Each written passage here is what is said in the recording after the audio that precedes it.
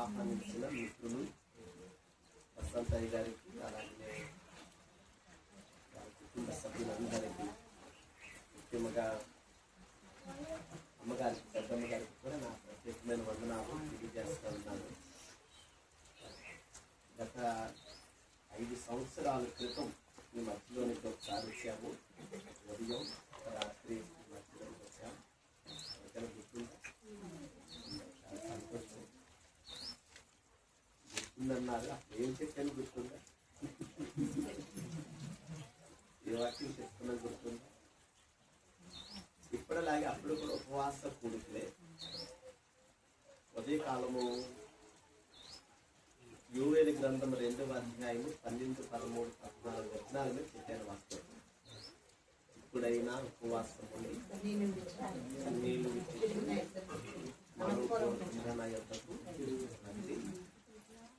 ఆయన కనికరము కలిగిన దేవుడు, కృప కలిగిన దేవుడు అని చెప్తున్నాం. ఆ రాత్రి సమయంలో పిలుపు పత్రిక మీద చెప్పాను.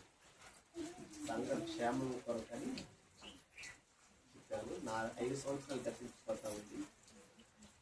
సరే, ఇది నన్ను కూడా కొంత సమయం మీతో వాక్యాన్ని పంచుకుంటాను. సరే, లేచి నిలబడగలమా? లేచి నిలబడగలమా?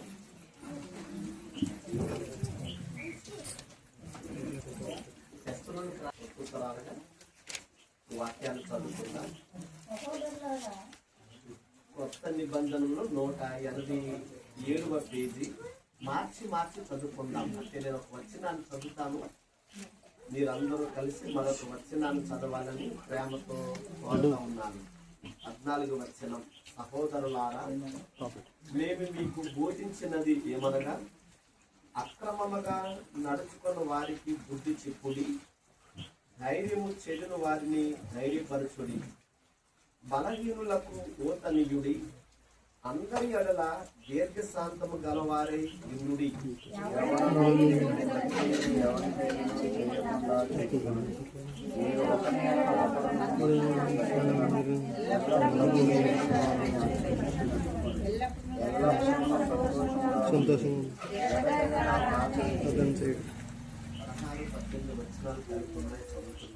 ప్రతి విషయమందును కృతజ్ఞతాస్తుతులు చెల్లించుడి. ఇలాగూ చేయుట యేసుక్రీస్తునందు మీ విషయములో దేవుని చిత్తము.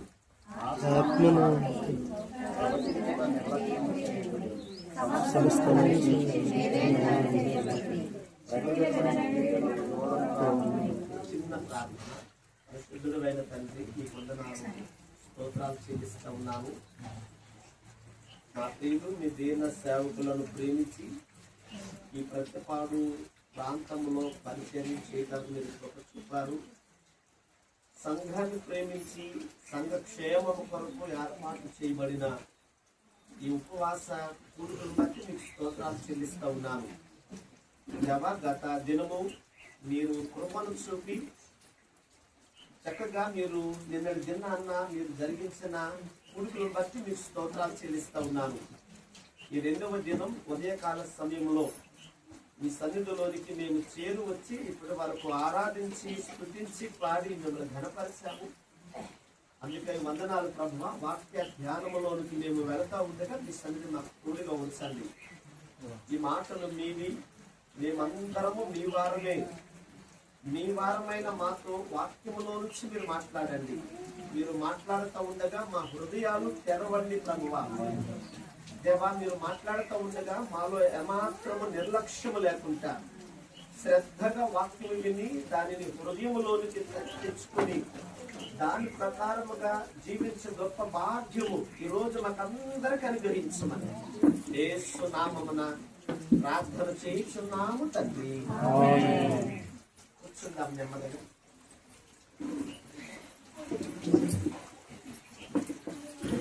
చాలా సమయం మీరు ప్రార్థన చేశారు, చాలా సమయం పాటలు పాడారు, చాలా సమయం ఆరాధన చేశారు, చాలా సమయం వాక్యం వినాలి.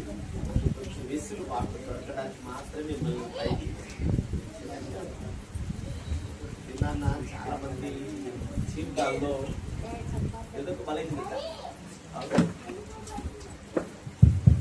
ఎక్కువ సమయం కూర్చోలేము, ఎక్కువ సమయం నిలబడలేము, ఎక్కువ సమయం పని చేయలేము.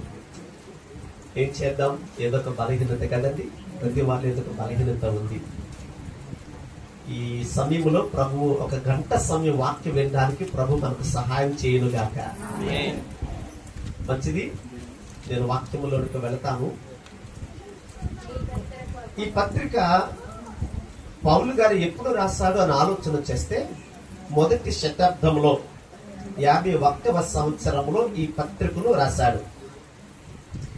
సంఘము ఏర్పడిన 2 లేక 3 సంవత్సరాల వ్యవధిలో, అంటే తెస్సలోనిక సంఘం ఏర్పరచబడిన 2-3 సంవత్సరాల మధ్యలో ఈ పత్రికను రాయడం జరిగింది.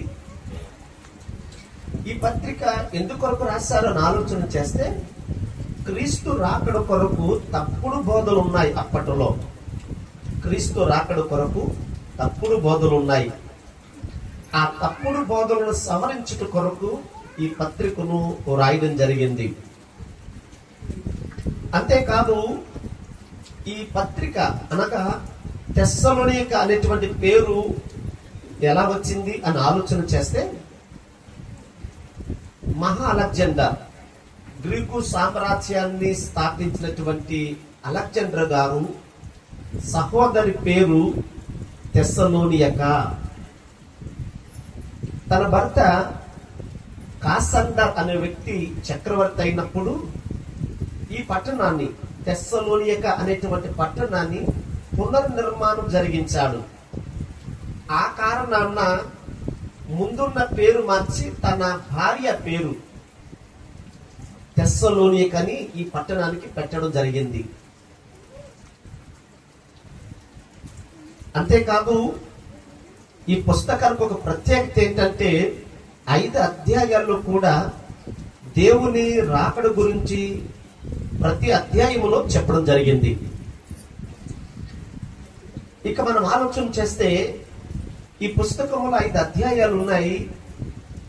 మొదటి అధ్యాయం అంతా మనం ధ్యానం చేస్తే, ఈ సంఘములో ఉన్న ఈ సంఘము ఆదర్శ సంఘంగా కనిపిస్తుంది. ఈ తెస్సలోనిక సంఘము మొదటి అధ్యాయం అంతా మనము బాగా ధ్యానం చేస్తే ఆదర్శ సంఘముగా కనిపిస్తుంది. రెండో అధ్యాయాన్ని బాగా చదివితే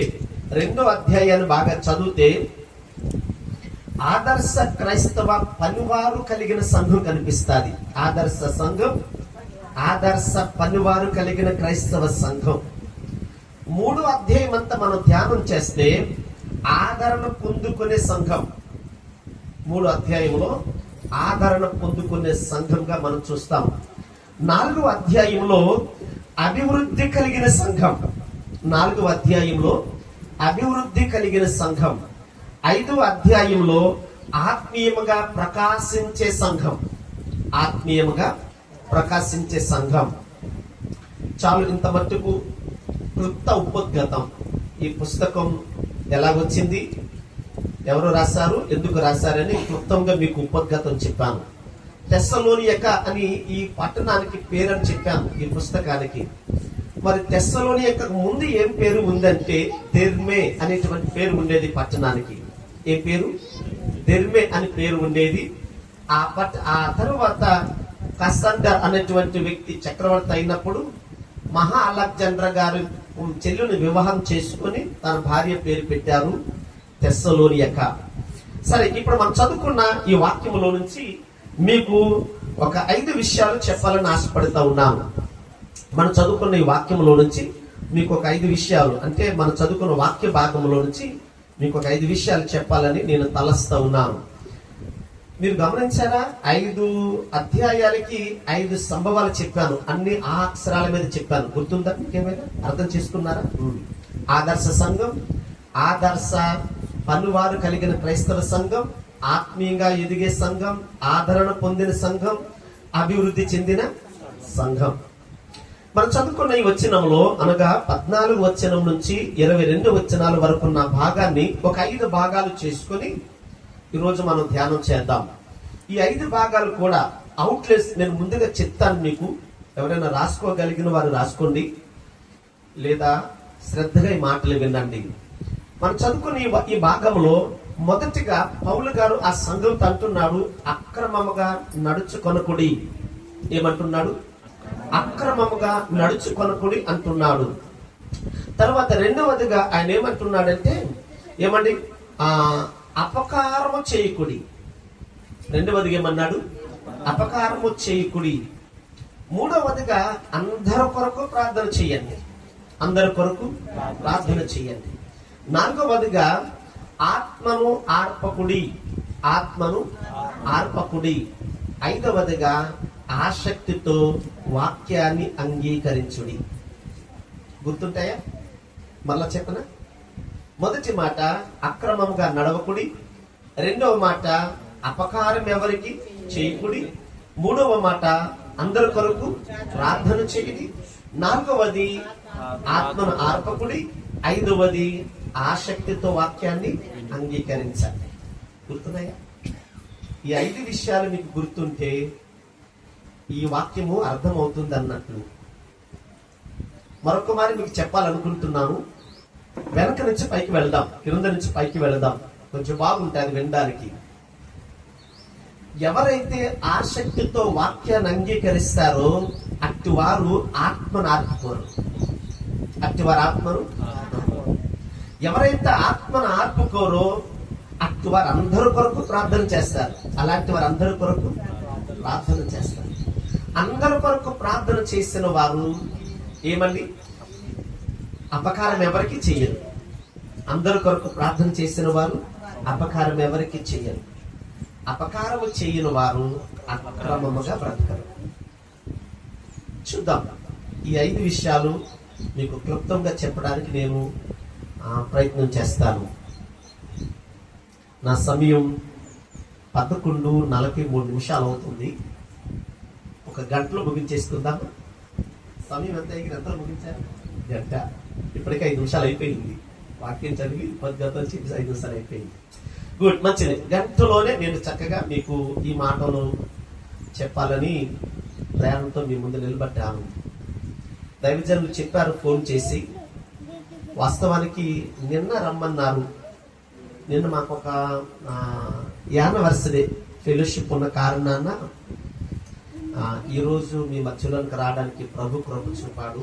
మీతో కలిసి నేను కూడా సహవాసం చేయటానికి, అలాగే మా మిత్రులు సేవకులు వారి కుటుంబంతో కలిసి దినము మీతో ఉండే గొప్ప భాగ్యం ప్రభు నాకు ఇచ్చినందుకు మరొక మారు నేను ప్రభును స్తుతిస్తా ఉన్నాను. రండి.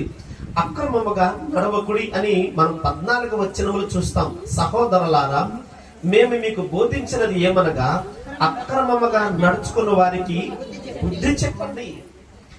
పౌలు గారు తెస్సలోనిక సంఘముతో మాట్లాడుతూ ఉన్నాడు. ఒక లెటర్ రాసి పంపించాడు. ఇది ఉత్తరం. ఏంటిది? ఉత్తరం. తెస్సలోనికలో ఉన్న సంఘానికి ఉత్తరాన్ని పంపించాడు. అంటే తెస్సలోనిక సంఘములో ఎవరున్నారంటే అక్రమంగా నడిచేవారు ఉన్నారు.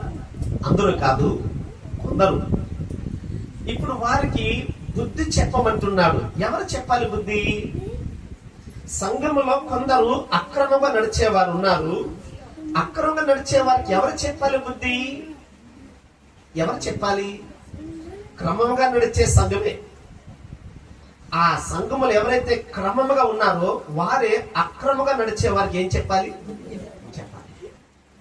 బుద్ధి చెప్పడం అంటే మనకు నోటుకొచ్చినట్లు మాట్లాడడం కాదు. ప్రేమతో, సాత్వికముతో వారిని సరైన మార్గానికి నడిపించడం. ఒక పేజీ తిరిగేయండి. అంటే 2వ తెస్సలోనిక పత్రిక. 2 అంటే బాగోదు. తెస్సలోనిక రాసిన 2వ పత్రిక 3వ అధ్యాయము 11వ వచనం ఇలాగుంది. మీలో కొందరు ఏ పనియో చేయక పరుల జోలికి పోవచ్చు, అక్రమంగా నడుచుకొను చున్నారని వినుచున్నాము. పౌలు గారు మాట్లాడుతూ ఉన్నాడు. పౌలు గారితో పాటు ఇంకెవరు ఉన్నారంటే సిల్వా ఉన్నాడు. తర్వాత తిమోతి కూడా ఉన్నాడు. మొదటి పుస్తకంలో చూస్తాం, 2వ పుస్తకం కూడా ఈ 3 పేర్లు చూస్తాం. వీళ్ళు ఉత్తరం రాస్తా ఉన్నారు. వీళ్ళు ఏమంటున్నారంటే, ముఖ్యంగా పౌలు గారు ఏమంటున్నాడంటే, మీలో కొందరు పని పాటు లేకుండా పరుల జోలికి పోయేవారు ఎలా నడుస్తున్నారట? అక్కడగా నడుస్తున్నారట. పని పాటు లేని వారిని ఏమంటారంటే మన భాషలో తర్వాత చెప్తాను ఏమంటారు, పని పాటు లేని వారు పరుల జోలికి వెళ్ళిపోతూ ఉంటారు, అన్ని విషయాలు కలెక్ట్ చేసుకుంటా ఉంటారు. చెప్తాను, బ్రోకర్ అంటారు వారిని, బ్రోకర్లు అంటారు. అసలు ఈ బ్రోకర్లకి పని పాటు ఉండదు. అనవసరంగా ఏదో పని కలిపి ఎవరితో దగ్గరికి కల్పించుకొని ఏమంటే వాళ్ళ మీద అబద్ధాల సాక్ష్యాలు చెప్పి వీళ్ళ మీద అబద్ధ సాక్ష్యాలు చెప్పి ఏం చేస్తారు? పని చేయడం చేత కాదు వీరికి. శరీరాన్ని వంచరు, కష్టపడరు, ఏదో చేసి ఏమంటే ఏం చేస్తారు? పైసలు సంపాదిస్తారు. వీరిని మన భాషలో ఏమంటాం? ఇలాంటి సంఘాలు కూడా ఉంటారు. సంఘాలు కూడా ఉంటారు. అందరూ కాదు సుమి, అందరూ కాదు. తెస్సలోనిక సంఘంలో ఉన్నారు. క్రమం లేదు వారికి, ఏ పని చేయరు, తర్వాత పరుల జోలికి వెళ్ళిపోతూ ఉంటారు. అవసరమా? కాదు. సరే, ఏమండి, ఎవరైతే క్రమం లేదో వారికి క్రమం కలిగినటువంటి విశ్వాసులు వారిని క్రమపరచవలసిన బాధ్యత సంఘం మీదే ఉంది. ఎందుకు క్రమం అంటే ఏంటి?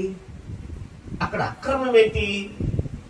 అక్రమం ఏంటి అనగా మన క్రైస్తవ, ఇది హైందవుల కొరకు, క్రైస్తవ వేతరుల కొరకు చెప్పబడిన మాటలు కాదు. అవునా? ఎవరి కొరకు రాశాడు ఈ పత్రిక అంటే క్రైస్తవ సంఘం కొరకే రాశాడు. గనుక ఈరోజు మనం ఆలోచన చేయాలి, క్రమం అక్రమం అంటే ఏంటి అంటే సమయానికి దేవుని సన్నిధికి రావాలి, రాకపోవడమే. చెప్పండి, వస్తే క్రమం, సమయానికి రాకపోతే అక్రమం. యేసుక్రీస్తు వారు అన్నారు, నేను పరిశుద్ధులను మీరును పరిశుద్ధులుగా ఉండండి అన్నాడు. ఏమంటే సంఘములోనికి వచ్చిన మనము పరిశుద్ధత లేకపోతే అక్రమం చేసిన వారు, పరిశుద్ధత లేకపోతే అక్రమం చేసిన వారు. ఆయన అంటాడు, నేను యథార్థవంతుడిని అంటాడు. ఆ యథార్థత మనలో లేకపోతే మనం అక్రమం చేసిన వారు, క్రమాన్ని తప్పించేస్తా ఉన్నాం. ఈ సంఘ కార్యక్రమాలు జరగడానికి ఏమండి మనం ఇవ్వవలసిన ఒక క్రమం ఉంది. అది ఇవ్వకపోతే అక్రమం చేసిన వారు, అది అక్రమం చేసిన వారు. మన మీద సువార్తీకరణ ఉంది, సువార్త చేయవలసిన బాధ్యత ఉంది. మనకు ఎవరో చెప్పారు సువార్త, మనం ప్రభుని అంగీకరించాము. ఇప్పుడు మన పని ఏంటంటే ఇతరులకు, క్రీస్తుని అంగీకరించలేని వారికి, వెలుపటి వారికి యేసయ్య గురించి పరిచయం చేయవలసిన ఆవశ్యకత మన మీద ఉంది. అలాగ చేయకపోతే అక్రమం చేసిన వారు, సువార్త చెప్పకపోతే అక్రమం చేసిన వారు. ఇలా చెప్పుకపోతే చాలా సందర్భాలు వస్తాయి. సరే, సంఘములు ఎవరైతే సమయానికి రావట్లేదు, సంఘములు ఎవరైతే పరిశుద్ధత కలిగి ఉండట్లేదు, సంఘములు ఎవరైతే ఏమన్నా యథార్థత లేదు, సంఘములు ఎవరైతే ఏమన్నా ఒక క్రమం మనం ఇవ్వవలసిన కానుకల విషయం ఇవ్వట్లేదో, ఏమన్నా సంఘములు ఎవరైతే పరుల జోలికి పోతున్నారో వారికి సంఘములో ఉన్న వారే ప్రేమతో, సాత్వికంతో అటు వారికి బుద్ధి చెప్పాలి. ఇప్పుడు నా సహోదరు ఇక్కడ కూర్చున్నాడు, ఈయన క్రమం కలిగిన వాడు, దేవుని వాక్యానికి సంపూర్ణంగా లోబడిన వాడు. కానీ నా జీవితంలో ఆ సంపూర్ణంగా లోబడట్లేదు, లోపం ఏదో ఉంది నా దగ్గర. ఇప్పుడు నా సహోదరుడు ఏం చేయాలంటే నన్ను ప్రేమించి, ఎవరిని ప్రేమించి, నన్ను సరిచేయకపోతే నేను నష్టపోతాను, నాకు బుద్ధి చెప్పకపోతే నేను చాలా ఇబ్బందులు పడతాను.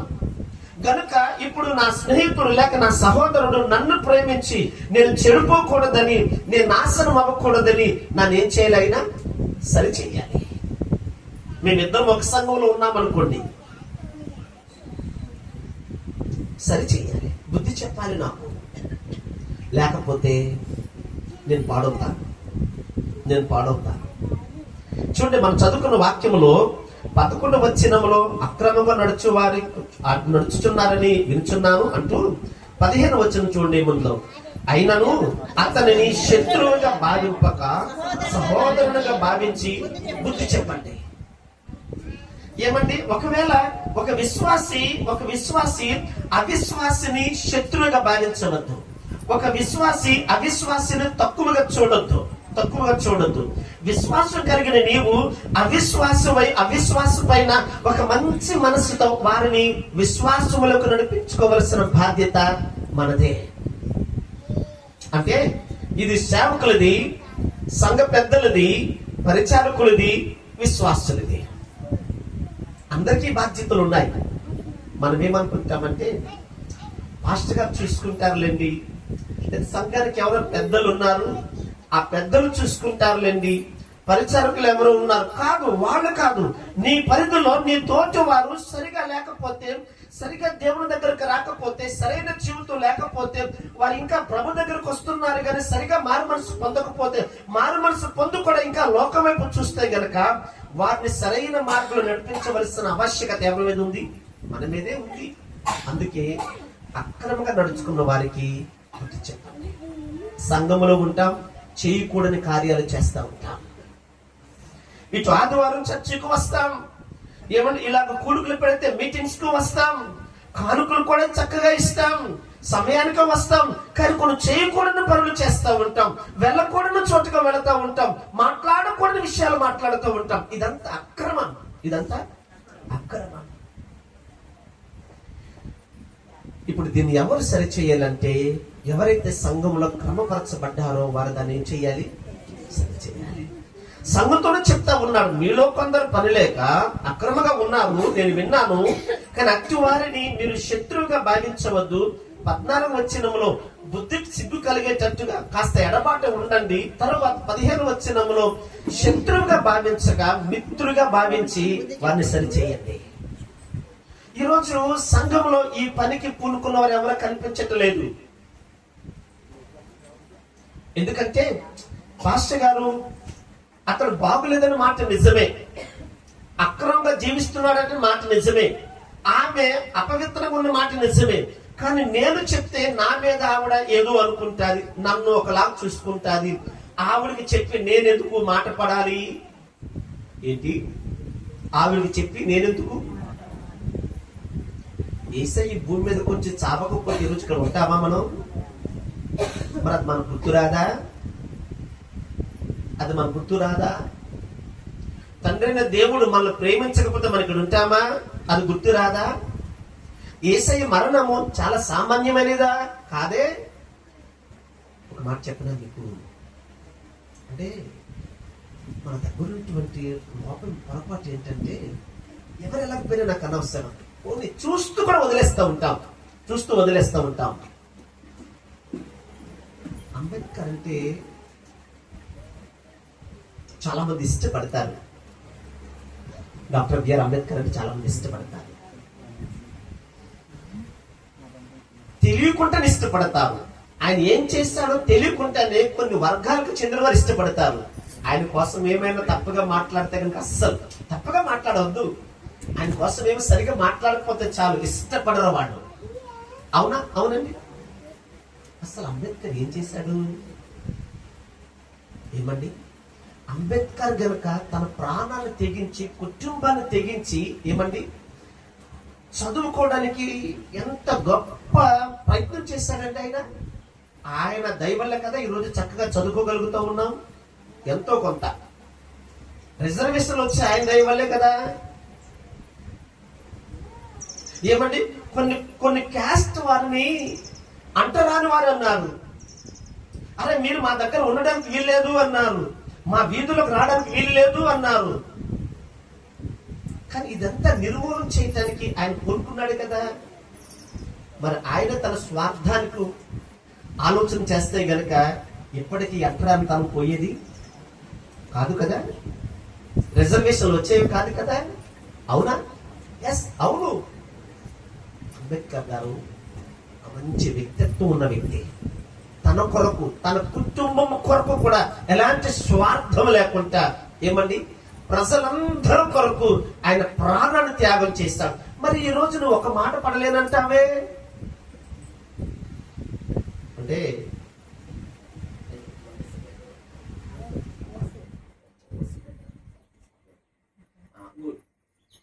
అయితే యేసుక్రీస్తు వారు మన కొరకు ఎంత ప్రాణం పెట్టారు, అపోస్తులు ఎంత ప్రాణం పెట్టారు. ఈ రోజు మన ప్రాంతానికి సువార్త ఎలాగొచ్చింది? వారు శ్రమ పడకపోతే, వారి ప్రాణాలు దారపోయకపోతే, వారి రక్తాన్ని దారపోయకపోతే మన వరకు సువార్త వచ్చేదా? కాదు. మనం ఒక మాట పడలేమా? మన తోటి వారికి ప్రేమించే వారిని సరైన దారి నిజం మాట వస్తారు. మన సామెత చెప్తాం కదా, ఏమండి, కాయలు ఉన్న చేతికి కాయలు లేని చేతికి ఎవరు రాలేదు. నువ్వు ఒక పరిశుద్ధమైన దానివి, పవిత్రమైన వ్యక్తివి, దేవుని వాక్యానికి లోబడిన వ్యక్తివి, సంఘ సంస్కారం కలిగిన వ్యక్తివి, సంఘానికి విధేయతగా వచ్చే వ్యక్తివి, సంఘంలో ఏ నియమ నిబంధనలు వాటిని చక్కగా పాటించి ప్రభు కొరకు జీవించిన వ్యక్తివి. మంచిదే మంచిదే. మరి నీ తోటి సహోదరుడు, నీ తోటి సహోదరు ఎట్లా ఉందో చూడవలసిన బాధ్యత మన మీద లేదా? ఉంది. వద్దు. ఒకరిని సరిచేస్తే వారు ఏమంటారని చెప్పి అనుకోవద్దు. అనుకోని పర్వాలేదు. మన పరిశుద్ధ గ్రంథం చదువుతూ ఉంటే కొన్ని వందల మంది ఏమండి ఈ పని చేసి హతసాక్షులైపోయారు. గనుక మన ప్రక్క వారు చెడిపోతూ ఉంటే, మన ప్రక్క వారు అక్రమంగా ఉంటే వారిని ప్రేమతో సాత్వికంతో వారిని దగ్గర చేర్చుకొని క్రమపరిచి సంఘములో సరైన రీతిలో నడిపించవలసిన బాధ్యత నెంబర్ 1. రెండవది చూస్తే అపకారం ఎవరికి చేయకుడి. ఏముంది? అపకారం అంటే కీడు. అపకారం అంటే పర్యాయ పదం ఉపకారం. పర్యాయ పదం ఏంటి? ఉపకారం. కీడికి ఏంటి పర్యాయ పదం? మేలు. కీడికేంటి? మేలు. అపకారం అంటే కీడు ఎవరికి చేయకుడి. చూడండి, ఒక వాక్యం చూపిస్తాను మీకు. లేవియకాండం 19వ అధ్యాయం. లేవియకాండం 19వ అధ్యాయంలో 18 వచనం చదువుతాం.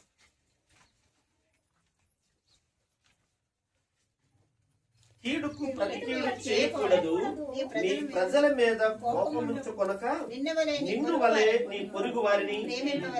అంటే కీడు చేసేవారిని, అపకారం చేసేవారిని తిరిగి ప్రతి అపకారము చేయక వారికి ఏం చేయమన్నాడు? వారిని ఏం చేయమన్నాడు? ప్రేమించమన్నాడు. సాధ్యమా ఇది? సాధ్యమా? వాక్యం మనలో ఉంటే సాధ్యమే. వాక్యం మనలో ఉంటే సాధ్యం. వాక్యం కనుక మనలో లేకపోతే సాధ్యం అవుతుంది. మీకు ఉదాహరణ చెప్తాను బైబిల్లో నుంచే. మనకు దావీదు సౌలు ఆ సంఘటన స్టోరీ బాగా తెలుసు కదా. ఎన్నో ప్రేయలు మనం వింటున్నాం. దావీదు గనుక రాకపోతే ఇశ్రాయేలులు గెలిచేవారు కాదు. గొలియాతును ఎదుర్కొనే నాదుడు లేడు. ఫిలిష్తీయుల తరపు నుంచి గొలియాతును ఎదుర్కొనే నాదుడు లేడు. దావీదు చిన్నవాడైనా కానీ అక్కడికి వచ్చి దావీదు యుద్ధం చేయకపోతే ఇశ్రాయేలులు ఓడిపోయేవారు. ఫిలిష్తీయులకు బానిసత్వం చేయవలసిన వారే. కానీ దావీదు మంచి పని చేశాడా? అవును, మంచి పని చేశాడు. కానీ శౌలు ఏం చేశాడు? దావీదును శత్రువుగా. ఎందుకు? స్త్రీలు అక్కడ ఒక పాట పాడారు. సౌలు వేల కొలది, దావీదు 10,000 కొలది. సౌలుకు నచ్చలే. అక్కడ నుంచి దావీదు మీద ఒక రకమైన మనసు పెట్టుకున్నాడు. దావీదును చంపాలి. అప్పుడప్పుడు దావీదు మీద, సౌలు మీదకి అపవాదం వస్తూ ఉండేది. ఎప్పుడైతే ఒక చెడు విషయం పెట్టుకున్నాడో, చెడు బీజం వచ్చేసిందో అపవాదం వస్తూ ఉండేది. ఈయన వీణ గిటార్ వాయిస్తూ ఉంటే అపవాదం ఏమైంది? పోతా ఉండేది. 1 కాదు 2 కాదు, దావీదు చాలా రకాలుగా ఇశ్రాయేలు ప్రజలకు ఉపయోగకరంగా ఉన్నాడు. ఇంకా చెప్పాలంటే సౌలుకు సౌలు ప్రేమించాడు. కానీ సౌలు ఏం చేశాడు? దావీదును చంపడానికి తరుముతా ఉన్నాడు. ఒక పర్యాయం కాదు, 2 పర్యాయాలు కాదు. ఒక బైబిల్ స్కాలర్ చెప్తాడు 27 మార్లు ప్రయత్నం చేశాడట. ఎవరిని చంపడానికి? దావీదును చంపడానికి. కానీ దావీదు కీడు చేసేవాడు కాదు. అందుకే దావీదుని దేవుడు తప్పిస్తా ఉన్నాడు. ఒకరోజు ఒక అరణ్యములో, ఎన్గేది అనేటువంటి అరణ్యములో దావీదు ఉన్నాడని, చివరికి దావీదు సౌలుకు భయపడి ఆ యూద అరణ్యంలోనికి పారిపోయాడు. యూద అరణ్యములో కూడా చంపడానికి ప్రయత్నం చేసి ఎన్గేది అరణ్యములో ఉన్నాడని వార్త విని ఆ ఎన్గేది అరణ్యములో కూడా వచ్చేస్తాడు సౌలు ఆ సమయంలో దావీదును చంపడానికి. కానీ దేవుడు దావీదుని చంపనివ్వలేదు. సౌలే దావీదు చేతులు. సౌలుతో ఉన్నవారు అంటారు, దావీదుతో ఉన్నవారు అంటారు, చంపే ఒక్క మాట, ఒక్క దెబ్బతో నీ శత్రువు ఏమవుతాడు? చంపలేదు. దావీదు అక్కడ ఏమంటాడంటే, రండి చూద్దాం. సమూయేలు మొదటి గ్రంథం 24వ అధ్యాయం. 24వ అధ్యాయంలో సౌలుతో అంటాడు, రాజా నీవెవరిని తమ్ముతో ఉన్నావు? చచ్చిన కుక్క వంటి వాడిని కదా. 24వ అధ్యాయం 13 వచనం చూస్తే 14 వచనం నుంచి మాటలు కనిపిస్తాయి. ఇశ్రాయేలు రాజా ఎవరిని పట్టుకొని బయలుదేరి వచ్చి ఉన్నావు? మిన్నల్లుని కదా అన్నాడు ఆయన. వాస్తవానికి దావీదు శారీరకంగా బలవంతుడే, ఒక్క దెబ్బతో గొలియాతను ఏం చేశాడు? దావీదు దగ్గర ఒక గొప్ప సైన్యం ఉంది, యుద్ధానికి వెళ్ళేటువంటి సైన్యం ఉంది. అందులో 3 వ్యక్తులు చాలా బలమైన వీరులు అన్నమాట. వారు అంటారు, మాలో 10,000 మందికి సమానం అంటారు దావీదుని. ఎన్ని వేల మందికి? అందుకే 3వ కీర్తనలో 10,000 మంది దండెత్తుకొచ్చి నా మీద మోహరించిన నేను భయపడనంటాడు 5వ వచనంలో, 3వ కీర్తన 5వ వచనంలో. ఇలాంటి పరిస్థితుల్లో ఉన్నటువంటి దావీదు ఏమంటాడంటే, నేను చచ్చిన కుక్కని కదా, మిన్నులను కదా అంటాడు. అంటే శారీరకంగా బలవంతుడే, దేవుని వాక్యము, దేవుని కృపతో విశ్వాసములు ఉన్నాడు గనక ఏమండి, వాక్యము చేత ఆ శారీరకముగా ఆయన చచ్చిన వాడిగా మాట్లాడుతూ ఉన్నాడు. నిజమే, ఈరోజు మనము దేవునితో సహవాసం చేసిన వారము ప్రతి దినము కూడా మనం ఏమవ్వాలంటే ఏమండి, చనిపోయిన వారితో సమానంగా ఉండాలి. అందుకు ఒక పాట పాడారు, బాలసుబ్రహ్మణ్యం పాడాడు ఆయన, దినదినము చనిపోవచ్చున్నాను అని, యేసు గొర్రె పిల్లను నేను అనే పాటలో దినదినం ఏమవుతున్నాము, మళ్ళా దినదినము క్రీస్తులో. అంటే లోకానికి చనిపోవాలి, లోక ఆశలకు చనిపోవాలి, లోక సాంప్రదాయాలకు చంపేసుకోవాలి, లోకం టోటల్ గా సిలివేసుకోవాలి క్రైస్తవులు. అది వేసుకున్నాడు దావీదు. అంటాడాయన, చచ్చిన కుక్కని కదా అంటాడాయన. ఈ మాటలన్న తరువాత సౌలు విని ఏమండి 17 వచ్చి దావీదు ఇట్లను పైన 16 వచ్చేలో ఉంది, దావీదా నాయనా ఈ పలుకులు నీవేనా అంటూ 17-18 వచనంలో ఆయన ఏమంటాడని దావీదు ఇట్లను, యెహోవా నీకు నన్ను నీ చేతికి అప్పగింపక నీవు నన్ను చంపక విడిచిపెట్టినందుకు ఈ దినమున నీవు నాకు నా అపకారమునకు ఉపకారము చేసిన వాడివై నా ఎడల నీకున్న ఉపకార బుద్ధిని వెల్లడిచేసేటివి గనక నీవు నాకంటే నీతిపరుడు. నేను నీకు అపకారమే చేస్తా ఉన్నాను, నేను అపకారం చేస్తున్నా, నీ ఉపకార బుద్ధిని చూపించావు నాయనా, నీవే నీతిమంతుడు. అక్కడ పిలిచేటప్పుడు ఏమంటాడంటే, దావీదా నాయనా ఈ పలుకులు నీవేనా, ఈ తగ్గించుకున్న పలుకులు నీవేనా, ఈ శ్రేష్టమైన మాటలు నీవేనా, ఈ మంచి ఉద్దేశంతో మాట్లాడే మాటలు నీవేనా? ఈ రోజు సమాజంలో క్రైస్తవుల కొరకు ఈ మాట చెప్పబడాలి. ఇదిగో వీళ్ళు క్రైస్తవులు, అందుకే వారి నోట ఒక మంచి మాటలు. ఈ పరిస్థితిలోనికి సంఘం రావాలి.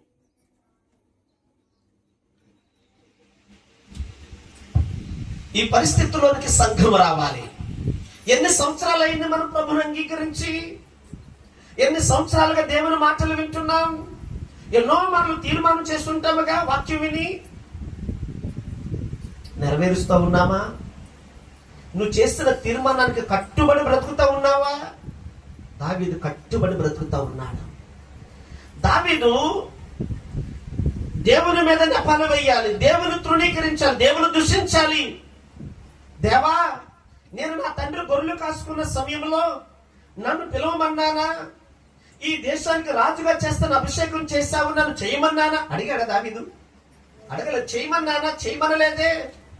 నన్ను అభిషేకం చేసి ఇప్పుడు యూదా అరణ్యంలో చాలా పర్యాలు ఇబ్బంది పడుతున్నానే, కానీ ఇలా పడుతున్న సమయంలో శత్రువులు వచ్చి నా మీద దండెత్తుతా ఉన్నారే, ఎందుకు ఈ పరిస్థితి అని ఏ రోజు దావీదు దేవుని అడగలేదు.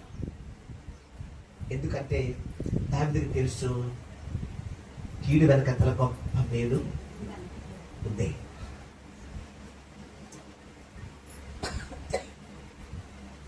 దావీదు ఉపకారం చేసినా అపకారం చేస్తూనే ఉన్నాడు. కింద చూడండి, ముందు 19వ వచనంలో, ఒకనికి తన శత్రువు దొరికిన ఎడల మేలు చేసి పంపివేయునా, ఈ దినమున నీవు నాకు చేసిన దాన్ని బట్టి యెహోవా ప్రతిగా నీకు మేలు చేయును గాక, నిశ్చయముగా నీవు రాజు అవుదువు గాక. ఏమండి, అసలు ఎందుకు తరుగుతున్నాడు ఈయన దావీదును? రాజు అవ్వకుండా తరుగుతా ఉన్నాడు. ఎవరు రాజు కావాలి? సౌలు తర్వాత సౌలు కుమారుడు యోనాతాను రాజు కావాలి. సౌలు కుమారుడు ఎవరు? యోనాతాను రాజు కావాలి. యోనాతాను కొంచెం సపోర్ట్ ఇచ్చాడు దావీదుకు. ఎందుకు? స్నేహితుడు, మనస్సు కలిసింది, ఆలోచన కలిసింది. ఏమండి, అందుకే ఆ ప్రాణ స్నేహితుడైపోయాడు. యోనాతాను కూడా తిడతాడు సౌలు. అగడగొట్టి దాన్ని కొడుక అంటాడు. ఏమంటాడు? అగడగొట్టి దాన్ని కొడుక అంటాడు. చూడండి, ఒక పేజీ తిరిగేయండి. 20వ అధ్యాయంలో 30వ వచనం. సౌలు యోనాతాను మీద బహుగా కోపపడి, అగడగొట్టి దాని కొడుక, నీకును నీ తల్లి మానవునకును సిగ్గు కలుగునట్లుగా నువ్వు యెష్షయి కుమారుని స్వీకరించిన సంగతి నాకు తెలిసినది కాదా? ఏంటి? యెష్షయి కుమారుడు ఎవరు? యెష్షయి కాదు, యెష్షయి. దావీదు తండ్రి, నువ్వు దావీదుకు సపోర్ట్ చేస్తావని నాకు తెలిసింది అని చెప్పి తిడుతున్నాడు కుమారుని. ఎందుకంటే నీకు రాజ్యం రావాలిరా నాయనా, నేను ఎవరిని ఇప్పుడు రాజుని, నా తర్వాత ఎవరు చేయలే రాజుగా? యోనాతాను చేయాలన్న ఆలోచన. ప్రియుల, మనం ఆలోచన చేద్దాం. దావీదు ఎంత మేలు చేసినా, ఎంత ఉపకారం చేసినా అపకారమే చేస్తా ఉన్నాడు సౌలు. ఎన్ని మార్లు తరుమునా దేవుడు మాత్రం దానిని రక్షిస్తూనే వచ్చాడు. దేవునికి స్తోత్రం. దావీదుకి సాధ్యం కాలేదా? కీడుకు ఏమండి అపకారానికి ఉపకారం చేయడం సాధ్యమైంది. ఈ రోజు దేవుని పిల్లలుగా మనకు సాధ్యం కావాలి. నిజమే, ఈ రోజు సంఘంలో నువ్వెవరి చేతైనా నిందించబడుతున్నావు అన్నమాట నిజమే. ఎవరైనా నీకు కీడు చేశారన్న మాట నిజమే. ఎవరైనా నీకు అపకారం చేశారన్న మాట నిజమే. నీవేం చేస్తున్నావు? వారికి నువ్వేం చేస్తున్నావు? నీ తోటి వారి వల్ల ఇబ్బందులు పడ్డావన్న మాట నిజమే. నీ తోటి వారి వల్ల నువ్వు నష్టపోయిన మాట నిజం. సంఘంలో ఉన్న వారి వల్ల నష్టపోయిన మాట నిజమే. నువ్వేం చేశావు? మనమేం చేస్తున్నాం? మనం అదే చేస్తున్నాం కదా, చేయట్లేదా? స్తోత్రం.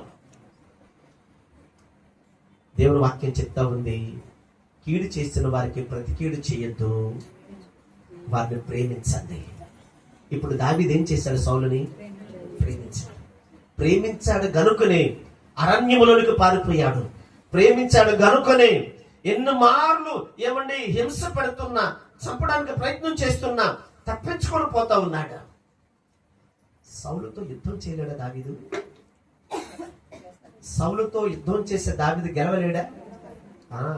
ఎందుకు చేయలేదు? అదే ప్రేమ. అదే.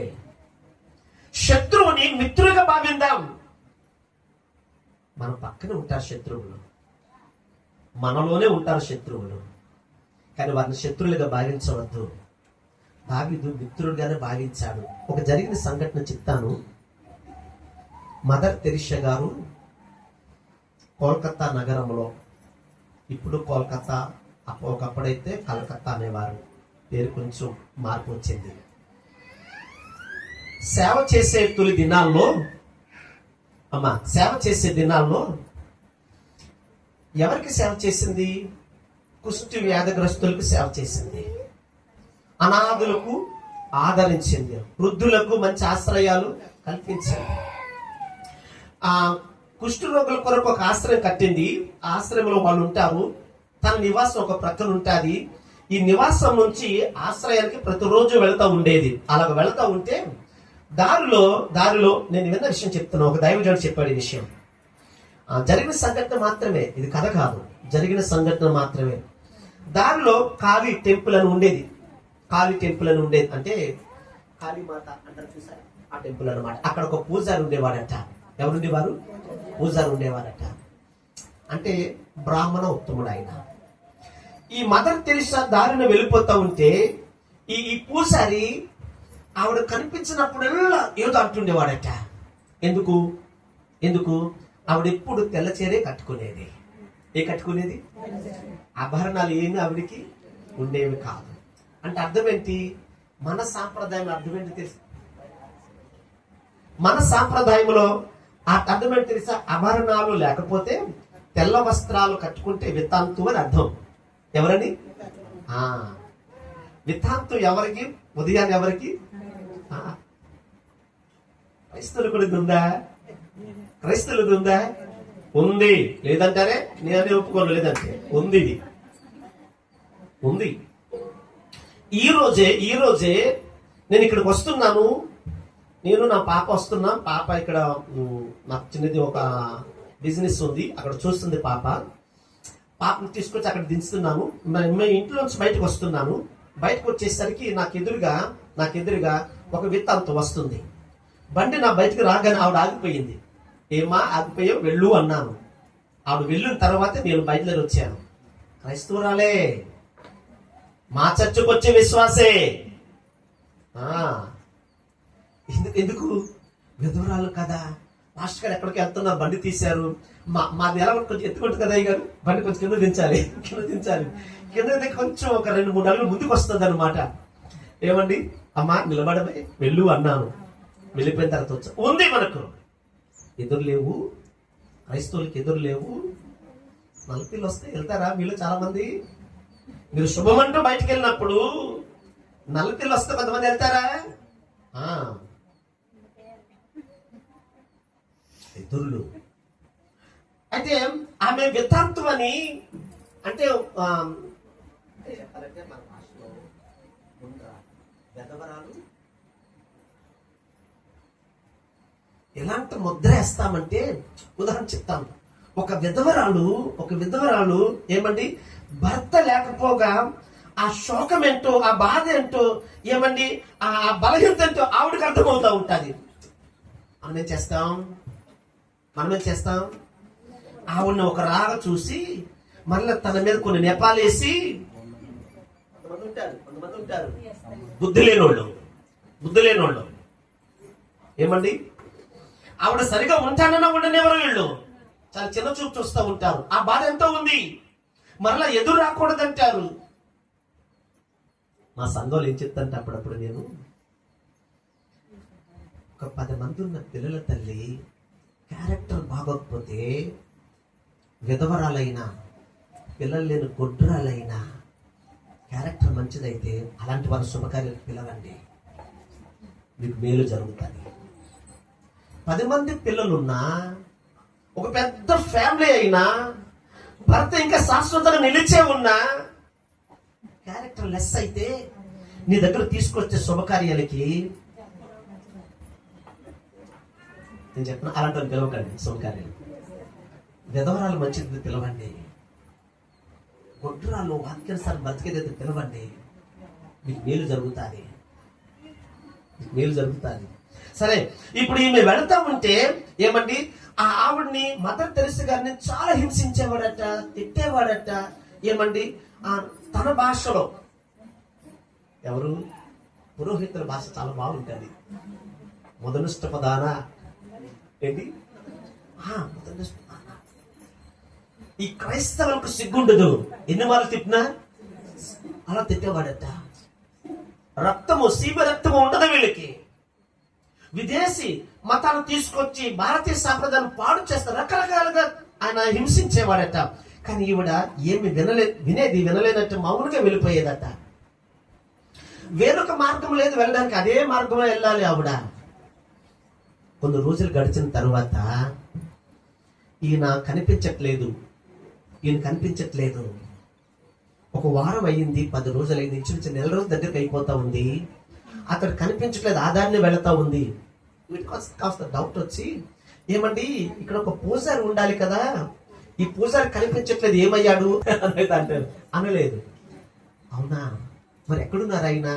ఎక్కడో ఆ పొర వీధుల్లో భిక్షాటన చేసుకుంటున్నాడంటే నాకు చూపిస్తారా? ఎక్కడ చూపించమమ్మా, ఇదేం చిన్న పల్లెటూర చూపించడానికంటే ఒక వారం 10 రోజులు రిక్షా ఇసుకొని ఎదికిందట. అతన్ని ఏం చేసింది? వెతికిందట. ఒక రోజు కనిపించాడు. ఎక్కడైతే ఇలాంటి వ్యక్తులు భిక్షాటన చేస్తారో ఆ ప్రాంతాలకి వెళ్ళి ఎదుగుతా ఉంది రిక్షా ఇసుకొని. వెతికితే కనిపించాడు. వెంటనే రిక్షాను ఆఫ్ చేసి అతని దగ్గరకు వెళతా ఉందట. అలా వెళ్తున్నప్పుడు వెంటనే ఇతను చూపు పడ్డాదంట మదర్ తెరిసా మీద. చూసా, ఈమె మదర్ తెరిసా కదా, ఇక్కడికి వచ్చింది ఏంటి, సరే ఏదో పని మీద వచ్చిందిలే, వెళ్ళిపోద్దని చెప్పి ఆవిడ ముఖం చూడలేక సిగ్గుపడి ముఖం ఇలా దాచుకుని ఇలా పెట్టుకున్నాడట, చేతులు ముఖం కింద పెట్టుకున్నాడట. నేరుగా ఈవిడ ఏమండి అతని దగ్గరికి వెళ్ళి భుజాన్ని తట్టిందట. ఇలా తట్టగా తీరు చూసి అందట, కుష్టి వ్యాధి వచ్చిందా నీకు?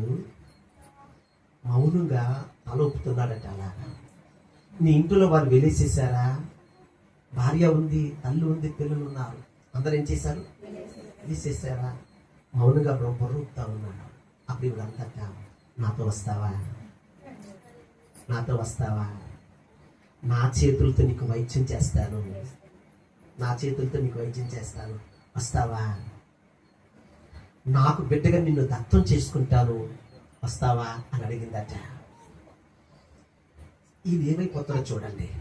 అప్పటి వరకు బాగున్నప్పుడు ఆమె ఏమేం చేసేవాడు?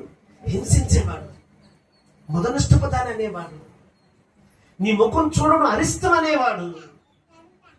వెంటనే అతడు అప్పుడు అన్నాడట, మదర్ మీరు ఈ ప్రేమ ఎలా చూపించగలుగుతూ ఉన్నారు? నేను మిమ్మల్ని ఎన్నోసార్లు తిట్టాను కదా, ఎన్నో మార్లు మిమ్మల్ని చాలా గాయపరిచాను కదా, నా మీద ఇంత ప్రేమ చూపిస్తున్నారంటే ఆమె చెప్పిందట, యేసయ్య నన్ను ప్రేమించాడు, యేసయ్య దగ్గర నేర్చుకున్నాను, ఆ ప్రేమ నేను చూపిస్తాను. సరే లేచి ఆమెతో తీసుకెళ్ళిపోయింది, బాగు చేసింది. తర్వాత ఆమెతో కలిసి సేవ చేశాడు. దేవునికి స్తోత్రం. మదర్ తెరిసాకు కీడు చేసిన మాట నిజమే అతడు, కానీ ఆవిడ మాత్రము ప్రేమించింది. మేలు చేయాలంటే ముందేం చేయాలి? ప్రేమించాలి. ప్రేమించకుంటే ఇతరుల దగ్గరకు చేర్చుకోలేము. వాక్యం చెప్తా ఉంది, మనం చదువుకున్న వచనంలో ఏమన్నా వాక్యం చెప్తా ఉంది, కీడుకు ప్రతికీడు ఎవరికి చేయక ఏం చేయమంటా ఉంది? ప్రేమించమంటుంది. ఇది మనకు సాధ్యం కాదా? ఒక మదర్ తెరిసాకు సాధ్యం అవ్వగా, ఒక దావీదుకు సాధ్యం అవ్వగా మనకు సాధ్యం కాదా? మనకు సాధ్యమే. ఒక మదర్ తెరిసా లాగా త్యాగం కలిగిన క్రైస్తవులాగా, ఒక దావీదు లాగా ఏమంటే వాక్యాన్ని గుండెలను నింపుకున్న వారుగా మనం ఉంటే మనకు కూడా ఇది సాధ్యమే. ఇంక నేను ఎక్కువ చెప్పలేను, మనకు వచ్చిన చూపిస్తాను చూడండి. రోమపత్రిక 12వ అధ్యాయంలో, రోమపత్రిక 12వ అధ్యాయము 17వ వచనం. రోమపత్రిక తీస్తున్నారా? తీయండి.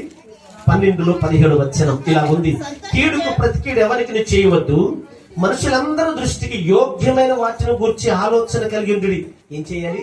కీడుకు ప్రతికీడు ఎవరికి చెయ్యొద్దు, యోగ్యం అంటే మంచి మనసు కలిగి ఉండండి. ఇంకా చూడండి 18వ వచనంలో, సఖ్యమైతే మీ చేతనంత మట్టుకు సమస్త మనుషులతో సమాధానముగా ఉండుడి. 19వ వచనం చూడండి ముందు, ప్రియులారా మీకు మీరే పగ తీర్చుకొనక దేవుని ఉగ్రతకు చోటు ఇయ్యుడి, పగ తీర్చుట నా పని, నేను ప్రతిఫలం ఎత్తును అని ప్రభు చెప్పుచున్నాడని వ్రాయబడి ఉన్నది. కాబట్టి నీ శత్రువు ఆకలి కొని ఉంటే అతనికి భోజనం పెట్టుము, దప్పికొని ఉంటే దాహమిమ్ము. అలాగు చేయటం వలన అతని తల మీద నిప్పుల కుప్పగా పోయిదవు. కీడు వలన జయింపబడక మేలు చేత కీడును. ఈ రోజు క్రైస్తవ సంఘము ఏమండి, మనకు కీడు ఎవరైనా చేస్తే గనక వారికి కీడుతో మనమేమి మనం జయించలేము. వారికి ప్రతికీడు చేసి మనమేమి వారిని జయించలేము. ఏం చెయ్యాలి? మేలు చేసే జయించాలి. ఇక్కడ 19వ వచనంలో చెప్పబడిన మాట 18వ వచనం, సత్యమైతే మీ చేతనంత మట్టుకు ఎలా ఉండాలి? సమాధానంగా ఉండాలి. నేను ఒక మాట చెప్పనా? సత్యమైతే చెయ్యి, సమాధానంగా ఉండు, అందరితో సమాధానంగా ఉండు.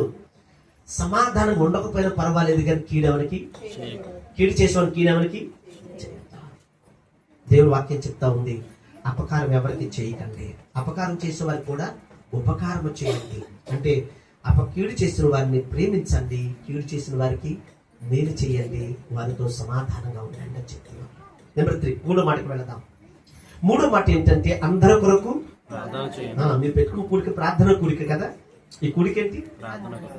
ఉపవాస కూడిక అంటే ఎక్కువ ప్రార్థన కదా ఉంటుంది, ప్రార్థన ఉంటుంది. క్రమంగా నడుచుకున్న వారు అపకారము చేయరు, అపకారము చేయని వారు ప్రార్థన చేస్తారు. ఎవరి కొరకు చేస్తారు? చాలాసార్లు మన ప్రార్థనలు ఎలా ఉంటాయంటే, దేవా నా పిల్లలు చదువులు, వారి వివాహాలు, వారి పిల్లలకి పిల్లలు, వారి భవిష్యత్తు, దేవా ఇల్లు, మంచి పొజిషన్. తప్పేం కాదు, తప్పు కాదు. ఇది ఫస్ట్ కాదు, ఇది ఫస్ట్ కాదు. మన ప్రార్థనలో, మన ప్రార్థన ఫస్ట్ ఇది కాదు. యేసుక్రీస్తు వారు పర్వత ప్రసంగం అంటారు, కొండ మీద ప్రసంగాన్ని పర్వత ప్రసంగం అంటారు. ఆ కొండ మీద ప్రసంగంలో 6వ అధ్యాయం ఏమంటాడంటే, మీరు అడగక ముందే 8వ వచనంలో, 6వ అధ్యాయం 8వ వచనంలో, మీకు అక్కరగా ఉన్నది ఏదో ఆయన తెలుసు. అంటే దేవుని దగ్గరకు వచ్చిన మనం, దేవుని పిల్లలుగా ఉన్న మనకు మన అక్కరత ఏంటో మనం అడగక ముందే, నీ పిల్లలు చదువుకోవాలా ఆయన తెలుసు, నీ అక్కర తెలుసు. నీ పిల్లలు పాస్ అవ్వాలి తెలుసు ఆయనకి.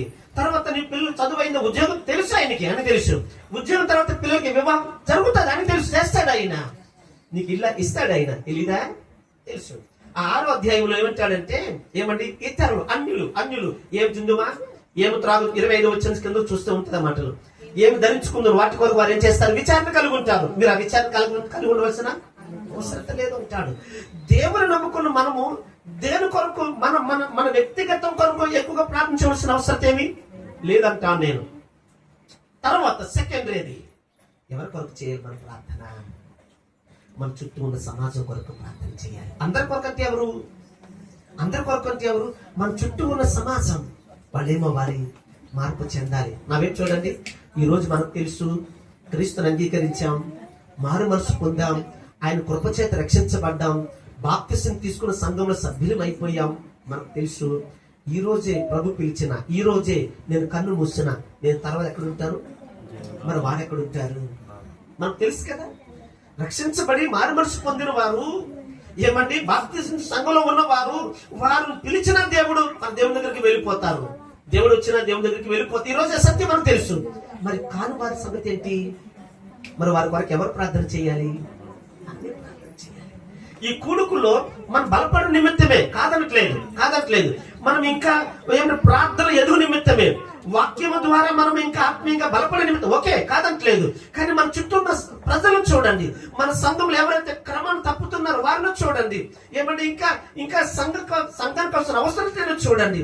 మన దేశ పరిస్థితులు చూడండి ఎలా ఉన్నాయో, మన రాష్ట్ర పరిస్థితులు చూడండి ఎలా ఉన్నాయో. వీటి కొరకు ప్రార్థించవలసిన బాధ్యత ఎవరి మీద ఉంది? మన మీదే ఉంది. అందుకే క్రమపరచబడిన వారు, ఏమండి అంటే అక్రమం చేయలేని వారు, అపకారము చేయలేని వారు అందరి కొరకు. మచ్చుగా మీకు కొన్ని విషయాలు చూపిస్తాను రండి. నెహెమ్యా గ్రంథం 1వ అధ్యాయం 4వ వచనం. నెహెమ్యా గ్రంథం 1వ అధ్యాయంలో 4వ వచనం.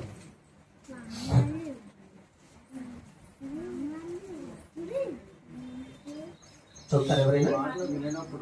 ఈ మాటలు వినినప్పుడు నేను కూర్చుండి ఏడ్చి కొన్ని దినములు దుఃఖముతో ఉపవాసముండి ఆకాశమందల దేవుని ఎదుట విజ్ఞాపనము చేసి 6వ వచనం.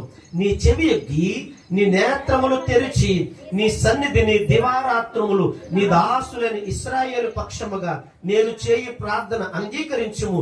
నీకు విరోధముగా పాపము చేసిన ఇశ్రాయేలు కుమారుల దోషమును ఒప్పుకొనుచున్నాను. నేనును నా ఇంటి వారును పాపం చేసి ఉన్నాము. ఈ మాటలు విని, లేక ఏమండి, ఈ మాటలు వినినప్పుడు ఏ మాటలు విన్నాడు? అమ్మా నా విషయం, ఏ మాటలు విన్నాడు? ఈయన సోసాను కోటలో ఒక మంచి ఉద్యోగం చేస్తా ఉన్నాడు నెహెమ్యా. అక్కడికి ఇశ్రాయేలు దేశం నుంచి కొంతమంది సహోదరులు వచ్చారు. వారిని అడిగాడు, ఏమండి సహోదరులారా, మీరు రావడం చాలా సంతోషం, చాలా కాలం అయింది గనుక మన పరిస్థితులు ఎలాగో అడిగితే చెప్పారు, ఏమండి నెబుకద్నెజర్ రాజు వచ్చాడు మన దేశం మీదకి, వచ్చి దండెత్తాడు. మూడు పర్యాయాలు దండెత్తి మన దేశ ప్రజలందరిని ఓడించి చివరికి 3వ మారు వెళ్ళిపోతూ ఏమండి ప్రాకారాన్ని కూల్చేశాడు. ఏ ప్రాకారం? యెరూషలేములో ఉన్న మందిర ప్రాకారం కూల్చేశాడు. గోడలను ద్వార బంధాలను కాల్చేశాడు. ఇప్పుడు అక్కడ ఏమైపోయింది? ప్రార్థన లేవు, ఆరాధన లేవు. వారు శ్రమలో ఉన్నారు ఇశ్రాయేలు ప్రజలు. ప్రాకారాలు కూల్చేశాడు. కొంతమందిని దోచుకొని వెళ్ళిపోయాడు, కొంతమందిని తీసుకొని వెళ్ళిపోయాడు, కొంతమందిని సంహరణ చేశాడు. ఏమన్నా ఆరాధన చేసుకోకుండా ప్రాకారం కూల్చేశాడు, గుమ్మాలు కాల్చేశాడు. ఈ వార్త విన్నాడు. ఎవరు ఎవరు నెహెమ్యా. విని అక్కడే కుప్ప కూలిపోయి 4 months 4 నెలలు ఉపవాసముని ప్రార్థన చేశాడు ఆయన. ఎన్ని నెలలు? 4 నెలలను ఎలా చెప్పగలము? చూడండి, అక్కడ హిబ్రూ మాసాలు ఉన్నాయి. అక్కడ చూడండి, మొదటి వచనములో అకల్య కుమారుడైన నెహెమ్యా యొక్క చర్యలు 20వ సంవత్సరంలో కిస్లోపు మాసమున. కిస్లోపు అంటే అది హిబ్రూ పదం అన్నమాట. అంటే మన తెలుగులో చైత్రం, వైశాఖం ఎట్లా, ఇంగ్లీషులో జనవరి, ఫిబ్రవరి ఎలాగో అలాగనే ఆ కిస్లోపు మాసం హిబ్రూ పదం అన్నమాట. 2వ అధ్యాయం చదువుతున్నాను చూడండి. 2వ అధ్యాయం. అటు తర్వాత అర్తాహసరాజు ఏలుబడి కాలమందు 20వ సంవత్సరములో నీసాన్ 20వ సంవత్సరమే నీసాన మాసమందు. నీసాన మాసానికి కిస్లోపు మాసానికి మధ్యలో 4 నెలలు వ్యవధి ఉందన్నమాట. అప్పటి వరకు రాజు దగ్గరికి వెళ్ళలేదు ఈయన. రాజు దగ్గరకు వెళ్ళలేదు, ప్రార్థన చేస్తా ఉన్నాడు. గనుక ఆయన ఏమని ప్రార్థన చేస్తున్నాడు చూడండి. అయ్యో దేవా, నీవే కదా అక్కడ దావీదుని ఏర్పాటు చేసుకొని తదనంతరం తన కుమారుని ఏర్పాటు చేసుకొని ఒక పెద్ద మందిరం కట్టించగా ఇశ్రాయేల్ ప్రజలందరూ భౌతికంగా వెళ్ళి ఆరాధించడానికి మీరు ఇంత అవకాశం ఇస్తే ఆ మందిరం కూలిపోయింది, గుమ్మాలు కాల్చబడ్డాయి. కారణం ఎవరంటే ఇదిగో నా ఇశ్రాయేల్ ప్రజలే, నా ఇంటి వారే, నా ఇంటి వారి పాపమే. ఏమైంది? నీ ఇంటిని కూలిపోయింది. నీ ఇంటి వారు చేసే పాపమే నీ ఇంటిని కూల్చేస్తుంది. నీ ఇంటి వారి పాపమే. ఇంకా చెప్పనా, తల్లిదండ్రుల పాపమే పిల్లలకు పెద్ద శాపంగా ఉంటుంది. తల్లిదండ్రుల పాపం ఏదైతే ఉందో అది ఒప్పుకోకపోతే, విడిచిపెట్టకపోతే దేవుని సంధికి వచ్చి కూడా అందులోనే నువ్వు కంటిన్యూ అవుతాయి. కనుక నీతో చాప్టర్ క్లోజ్ అయిపోతే పర్వాలేదు. నీ పిల్లలకు పెద్ద మూట అది. నెహెమ్యా అంటున్నాడు, దీనికి కారణము నా తండ్రి ఇంటి వారు, నేను చేసిన పాపమని గుండెలు బాదుకుంటూ కన్నీళ్లు కార్చి ప్రార్థన చేస్తా ఉన్నాడు. ఎందుకంటే దేవా, మరలా మందిరం కట్టబడాలి ప్రభువా, ఆ గోడలు మళ్ళా కట్టబడాలి, ఆ ప్రాకారాలు కట్టబడాలి, మరలా అక్కడ ఆరాధన జరగాలి ప్రభువా అని ఆయన కన్నీళ్లతో ప్రార్థన చేస్తా ఉన్నాడు. ఇక్కడ ఆయన సుఖముగా ఉన్నాడు. సూసాను కోటలో ఒక మంచి ఉద్యోగమే, రాజు దగ్గర గిన్నెందించే పని, చాలా షేప్ గా ఉన్నాడు. ఒక మంచి ఉద్యోగం, మంచి పొజిషన్. అయ్యో, ప్రాకారాలు పడిపోయాయా, గుమ్మాలు కాల్చబడ్డాయా, బబులోను దేశం నుంచి నెబుకద్నెజర్ వచ్చి దాన్ని ధ్వంసం చేసేసాడా, అయ్యయ్యో అని ఊరుకోలేదు ఆయన. వాటి వరకు ఏం చేశాడు ఆయన? ప్రార్థన చేశాడు. ఈయన ప్రార్థనలు ఒప్పుకున్న మాట, ఈయన ప్రార్థనలు ఒప్పుకున్న మాట ఏంటంటే, నా తండ్రి ఇంటి వారు, నేను చేసిన పాపమే దానికి కారణం. శాపం కారణం. ఆలోచన చేసి సోదరి సహోదరుడా, ఈరోజు ఇంకా నువ్వు నష్టాలు ఉంటున్నావంటే, కష్టాలు ఉంటున్నావంటే, ఏమన్నా ఇంకా నువ్వు దేవునితో కారణం ఏంటి? దేవునితో సరిగా ఉండకేమో. ఒకసారి చూడు, సరైనటువంటి జీవితం, సరైన ప్రార్థన లేదేమో. నెహెమ్యా ఇంటి వారు పాపం చేశారని ప్రార్థన చేస్తా ఉన్నాడు. ఏమండి, ఎజ్రా గ్రంథానికి వెళ్ళండి. నేను త్వరగా వెళ్తాను. ఎజ్రా గ్రంథానికి వెళ్ళండి. అక్కడ 9వ అధ్యాయంలో 6వ వచనం ఇలాగ ప్రార్థన చేశాడు. 9వ అధ్యాయం 6వ వచనంలో, మా దేవా నా చదువమ్మా, నా ముఖము నీ వైపు ఎత్తుకొనుటకు సిగ్గుపడి ఖిన్నుడనై ఉన్నాను. మా దోషములు మా తలకు పైగా హెచ్చి ఉన్నవి, మా అపరాధములు ఆకాశము ఎత్తులో. ఎవరు చేస్తున్నారు ప్రార్థన? ఎజ్రా అమ్మా, ఎవరు చేస్తారు? ఎజ్రా ఆయన శాస్త్రి. ఎజ్రా పరిశుద్ధుడే. ఎజ్రా దేవుని సముఖంలో ఆరాధించేవాడు, దేవుని ధర్మశాస్త్రాన్ని చదివేవాడు. నెహెమ్యా కూడా యథార్థవంతుడే. నెహెమ్యా కూడా దేవునితో ఒక మంచి సహవాసం కలిగిన వాడే. నెహెమ్యా నేను పాపిని అన్నట్లుగా, నెహెమ్యా నా తండ్రి ఇంటి వారి పాపం అన్నట్లుగా, ఎజ్రా కూడా మా పాపములు మా దోషములు బహు విస్తారమైపోయాయి. దేవా, ఇలాంటి పాపముతో నీ ఎదుటికి వచ్చి సిగ్గుపడుతున్నాను ప్రార్థన చేయడానికి. వాస్తవానికి ఎజ్రా పాపం చేస్తాడా? లేదు, ఎజ్రా పరిశుద్ధుడే. కానీ ఎవరి పాపాలు ఒప్పుకుంటున్నాడు? ఇశ్రాయేలు పాపాలు ఒప్పుకుంటున్నారు. ఇశ్రాయేలు ఏం చేశారు? ఏమన్నా ఐగుప్తు దేశం నుంచి ఇశ్రాయేలు కనాను దేశం తీసుకొచ్చి వారికి సమృద్ధినిస్తే తిని మదించి కనానీయులందరినీ వెళ్ళగొట్టమన్నాడు దేవుడు. ఎవరిని అంటే ఆ కనాను దేశంలో 7 జాతుల వారు ఉన్నారు. ఎన్ని జాతుల వారు? 7 జాతుల వారు నిలగొట్టమన్నారు. కానీ అక్కడక్కడ ఉండనిచ్చారు ఆ వారి శేషాన్ని. ఇప్పుడు ఏం చేశారంటే ఇశ్రాయేల్ ప్రజలు, వినండి, ఇశ్రాయేల్ ప్రజలు ఎందుకు ఏడుస్తున్నాడు ఇట్లా, ఎందుకు గుండు బాదుకుంటున్నాడు, ఎందుకు సిగ్గుపడుతున్నాడంటే ఇశ్రాయేల్ ప్రజలు అన్యులతో పొత్తులు పెట్టుకున్నారు. ఎవరితో? అన్యులతో పొత్తు పెట్టుకున్నారు. ఎట్లా? వీరి పిల్లలు వాళ్ళకి ఇస్తున్నారు, వారి పిల్లలు నీళ్లు తీసుకుంటున్నారు. ఇందులో ప్రముఖులు ఎవరో తెలుసా? ఏమండి, పెద్దలు, అధికారులే. ఎవరు ఇందులో? మొట్టమొదటిగా ఎవరున్నారు ఇందులో? పెద్దలు ఉన్నారు, అధికారులు ఉన్నారు. ఎవరైతే ఇశ్రాయేల్ ప్రజలకు పెద్దలుగా ఉన్నారో, ఎవరైతే అధికారులు, వాళ్లే అన్యులతో పొత్తు పెట్టుకొని ఏమంటే వారితో వీళ్ళు, వాళ్ళతో వీళ్ళు కలిసిపోయారు. ఇది దేవునికి ఇష్టమైంది కాదు. కొన్నిసార్లు మనము కూడా పిల్లలు ఎదిగినప్పుడు సంబంధాలు చూడాలి, మంచిదే. ప్రార్థన చేయండి, ప్రార్థన చేసి చూడండి. క్రైస్తవుల్ని చేసుకోవాలి. క్రైస్తవులు ఏమని చేసుకోవాలి? క్రైస్తవేత్తలు చేసుకోకూడదు. చేసుకుంటే సమస్యలు ఏర్పడతాయి. అందుకే పౌలు గారు కొరింథీ పత్రికలో ఏమంటాడంటే, విశ్వాసికి అవిశ్వాసికి పాలు ఎక్కడిది, తొత్తు ఎక్కడిది? విశ్వాస అవిశ్వాసి కలిసి నివాసం చేయలేదు. నువ్వు విశ్వాసమైతే నీ భర్త అవిశ్వాస అయితే, నీ విశ్వాసమైతే నీ భార్య అవిశ్వాస అయితే ఏమండి కొన్ని సమస్యలు ఏర్పడతాయి.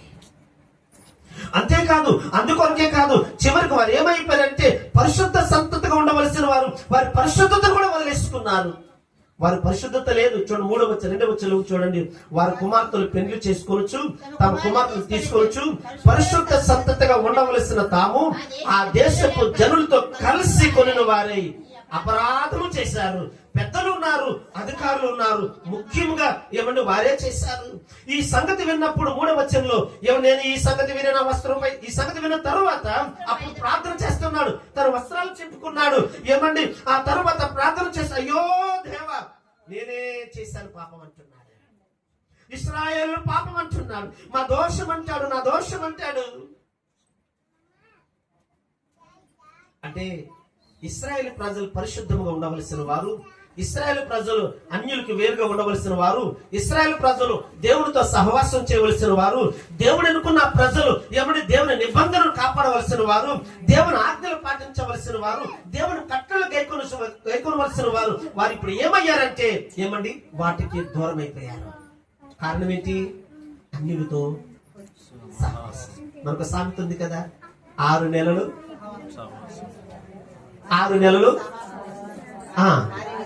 ఇలాంటి మనం బాగా చెప్తాము కదా, సామెతలు బాగా తెలుసు మనకు. ఎజ్రా ఏమండి ఇశ్రాయేలుల పాపాన్ని ఒప్పుకుంటూ, నేను కూడా పాపాన్ని ఒప్పుకుంటూ వారి కొరకు ఎంతో రోదనతో సిగ్గుపడి, దేవా ఇలాంటి పరిస్థితుల్లో నీ దగ్గరకు నేను రాలేకపోతా ఉన్నాను, ఇలాంటి పరిస్థితుల్లో నా ముఖము చూపించేలా కిన్నుడునై. ఇలాంటి ప్రార్థనలు మన దగ్గర ఉన్నాయా? మన చుట్టూ సమాజం చూడండి ఎలాగుందో, ఈ తరం చూడండి ఎలాగుందో. ఏమండి మన తరం పర్వాలేదు కాస్త, ఇప్పుడు ప్రజెంట్ తరం చూడండి. తరం అంటే ఏంటి? నాదొక తరం, నా కొడుకు, నా పిల్లలు ఒక తరం, నా తల్లిదండ్రులది ఒక తరం. తరం అంటే అలా లెక్కేసుకోవాలి. నా తల్లిదండ్రులది ఒక తరం, నాదొక తరం, నా పిల్లలది ఒక తరం. ఓకే, నా తల్లిదండ్రుల తరం కాస్త పర్వాలేదు, నా తరం కాస్త పర్వాలేదు, నా పిల్లల తరం బాగలేదు. మీ దగ్గర ఉన్నారు లేదు కానీ మా ఊర్లో లంపకలావులో మా చర్చి ప్రక్కనే పిల్లలు బాగా కూర్చుంటారు. చర్చి ప్రక్కనే అయ్యగారికి తెలుసు, అమ్మగారు ఎప్పుడు వచ్చారు మీరు? రాలేదు, ప్రభు చెప్పుంది సార్ తీసుకెళ్తాం. అయితే కొన్ని అది అందరూ కూడుకుని ప్లేస్ అనమాట. తూము ఉంటుంది అక్కడ. కొన్ని భయం లేదు, అస్సలు భయం లేదు. ఎవరు మళ్ళీ వీళ్ళు? అన్యులు కాదు, క్రీస్తుని ఎరగిన వారు. చర్చకు వచ్చే పిల్లలే, చర్చకు వచ్చేవాళ్ళే. వారి కటింగ్ మారిపోతూ ఉంటుంది, వారి డ్రెస్ స్టైల్ మారిపోతూ ఉంటుంది, వారి బిహేవియర్. మగపిల్లలు ఎలాగున్నారా? కాదు, ఆడపిల్లలు కూడా అలాగే ఉన్నారు. వాళ్ళకి మించి ఆడపిల్లలు కూడా. మీరు ఎప్పుడైనా బస్సులు వెళ్ళండి, కాలేజ్ పిల్లలు ఎక్కడే వాళ్ళు చూడండి, ఇంట్లో వాక్య భయం లేకపోతే మనుషుల మీద అంతకంటే లేదు. సేవకుడు వస్తున్నారా భయపడరు, పెద్దలు వస్తున్నారా భయపడరు, ఆ ఊర్లో గౌరవమైన మనుషులు వస్తున్నారా భయపడరు, ఎవరికి భయపడరు. ఎవరైతే నాకేంటి ఇది విన్నాడు, డైలాగ్ విన్నాడు, ఆ పాప డైలాగ్ వింది, ఇది అయిపోయింది. నేను ఇది వారిని తప్పు పట్టడానికో కించపరచడం నిజమే, అది నిజమే, తప్పు కించపరచడం చెప్పట్లేదు నేను. ఈ రోజు మనకు బుద్ధి రావాలి. ఏమంటే ఈ రోజు సమాజం పాడైపోతా ఉంది. ఆ పాడైపోయిన సమాజం కొరకు ఎవరు సమాధానం చెప్తారు? ఎవరు చెప్పాలి? మనమే చెప్పాలి. మనలే అడుగుతాడు దేవుడు, నీ చుట్టూ సమాజం పాడైపోయింది, వారి కొరకు నువ్వేం చేస్తావు అడుగుతాడు ఆయన, చెప్పాలి. అంతేకాదు నెహెమ్యా ప్రార్థన చేస్తున్నట్లుగా, ఎజ్రా ప్రార్థన చేస్తున్నట్లుగా వారి కొరకు మనం ప్రార్థన చేయవలసిన బాధ్యత మన మీద ఉంది. ఎప్పటి వరకు? వాళ్ళ మార్పు వచ్చే వరకు చేయాలి, లేదా మన దేహంలో ఊపిరి పోయే వరకు చేయాలి. మన బాధ్యత అది, చేయవలసిన బాధ్యత, ప్రార్థించవలసిన బాధ్యత. మీరు ఇర్మియా గ్రంథానికి వెళ్ళండి, చూడండి, చూపిస్తాను చూడండి. ఇర్మియా గ్రంథంలో 9వ అధ్యాయం చూడండి. ఇర్మియా గ్రంథం 9వ అధ్యాయము. ఆయన నశించిపోతున్న ప్రజల కొరకు ప్రార్థన చేస్తాడు. 9వ అధ్యాయం 1వ వచనములో, నా జనులలో హతమైన వారిని గూర్చి నేను దివారాత్రులు కన్నీరు విడిచినట్లుగా నా తల జలమయముగాను నా కన్ను కన్నీళ్లు ఓటగా ఉండును గాక. నా తరచుంచండు నా జనులు వ్యభిచారులు, ద్రోహులు ఏమని ఇలా చెప్పుకుంటూ వస్తాడు.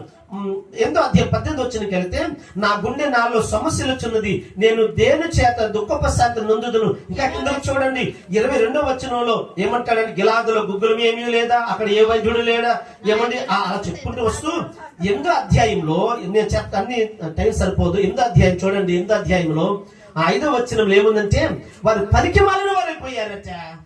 పనికి మాలిన మాటలు మాట్లాడుతూ ఉన్నారు. ఇంకేంటంటే నేను చెడు పనులు చేస్తూ ఉన్నారు. 6వ వచనంలో తర్వాత పశ్చాత్తాపపడేవాడు ఒకడునూ లేడు అని 16వ వచనంలో తనకి ఇష్టమైన మార్గానికి తిరిగిపోయారు. ఇంకో విచిత్రమైన మాట చెప్పనా, 12వ వచనం చూడండి ఏముందో, తాము హేయమైన క్రియలు చేయుచున్నందున సిగ్గుపడవలసి వచ్చిన గాని వారు ఏమాత్రము సిగ్గుపడరు, అవమానం నొందుతమని వారికి తోచనే లేదు గనుక.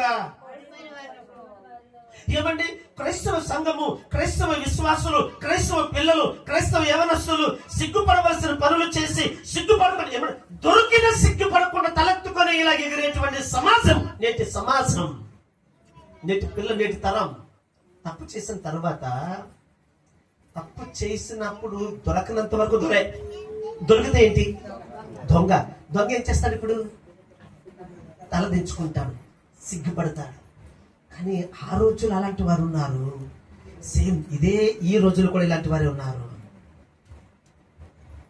ఏమైనా క్రియలు చేసి సిగ్గుపడలేని వారు, దేవునికి అసభ్యంగా ప్రవర్తించి దేవుని ఎదుట సిగ్గుపడని వారు, మరలా తాము ఏదో గొప్పవారు అనుకుంటారట.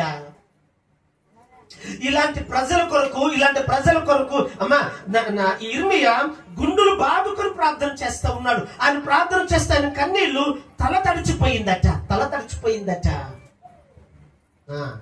ఈ మధ్య కాలం కాదు, చాలా కాలం నుంచి మన క్రైస్తవుల ప్రార్థన ఏంటంటే, ప్రభువా ఆ ప్రభుత్వాన్ని మార్చవా, ప్రభువా ఈ అధికారాన్ని మార్చ. ముందు నువ్వు సరవు, అది మారుతుంది. ముందు నువ్వు మారు. మనలో సరిలేకే దేవుడు ఆ ప్రభుత్వాన్ని తీసుకొచ్చాడు. మనలో ఐక్యత లేక ఆ ప్రభుత్వాన్ని తీసుకొచ్చాడు. మనకు సిగ్గు లేక ఆ ప్రభుత్వాన్ని తీసుకొచ్చాడు. మనలో యథార్థత లేక ఆ ప్రభుత్వాన్ని చెప్పలేదు. ఏమండి, కొన్ని సంఘాలు కాలం, నీదో సిద్ధాంతం, నాదో సిద్ధాంతాల జోలికి మనకి ఎందుకయ్యా? దేవుని వాక్యం పట్టుకొని ప్రార్థన చేద్దాం, దేవుని వాక్యం చెప్తుంది అది చేద్దాం. ఇది లేదు. ఏమండి, మాలాంటి సేవకులు కలము, మీలాంటి విశ్వాసులు కలము. మా దగ్గర భలే చేస్తారండి ఆరాధన, నీ దగ్గర ఏముంది? అవసరమా నీకు? వాళ్ళ సిద్ధాంతం అది, నీకు అవసరం ఏంటి? నీ సిద్ధాంత ప్రకారం ఆరాధన చెయ్యి. నేను ఎవరొద్దన్నారు? ఎవరైనా ఏమన్నా పట్టించుకోకు, ఎవరేదన్నా పట్టించుకోకు. నువ్వు ఏది కలుగుద్ది దాన్ని గట్టిగా పెట్టుకో. పౌలు గారు ఏమన్నాడు? ఏది కలుగున్నావో గట్టిగా.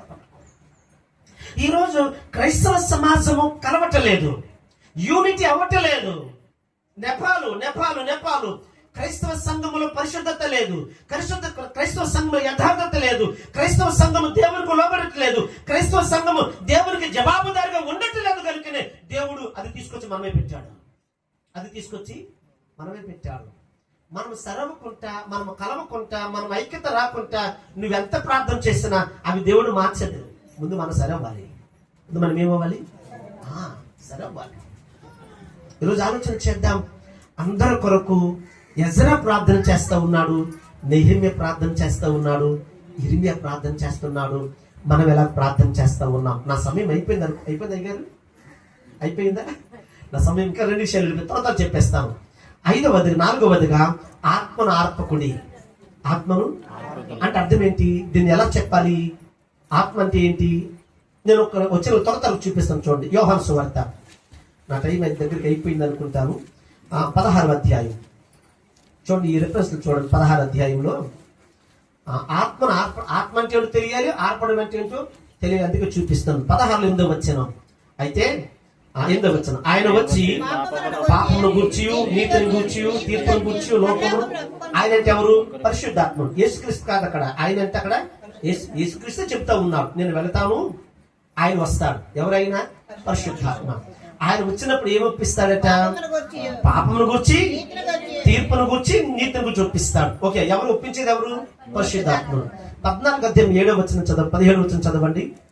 14 అక్కడే ఉంది. 17వ వచనం, లోకము ఆయనను చూడదు. ఆయన అంటే పరిశుద్ధాత్ముడే. ఆయన అంటే ఎవరు? పరిశుద్ధాత్ముడే.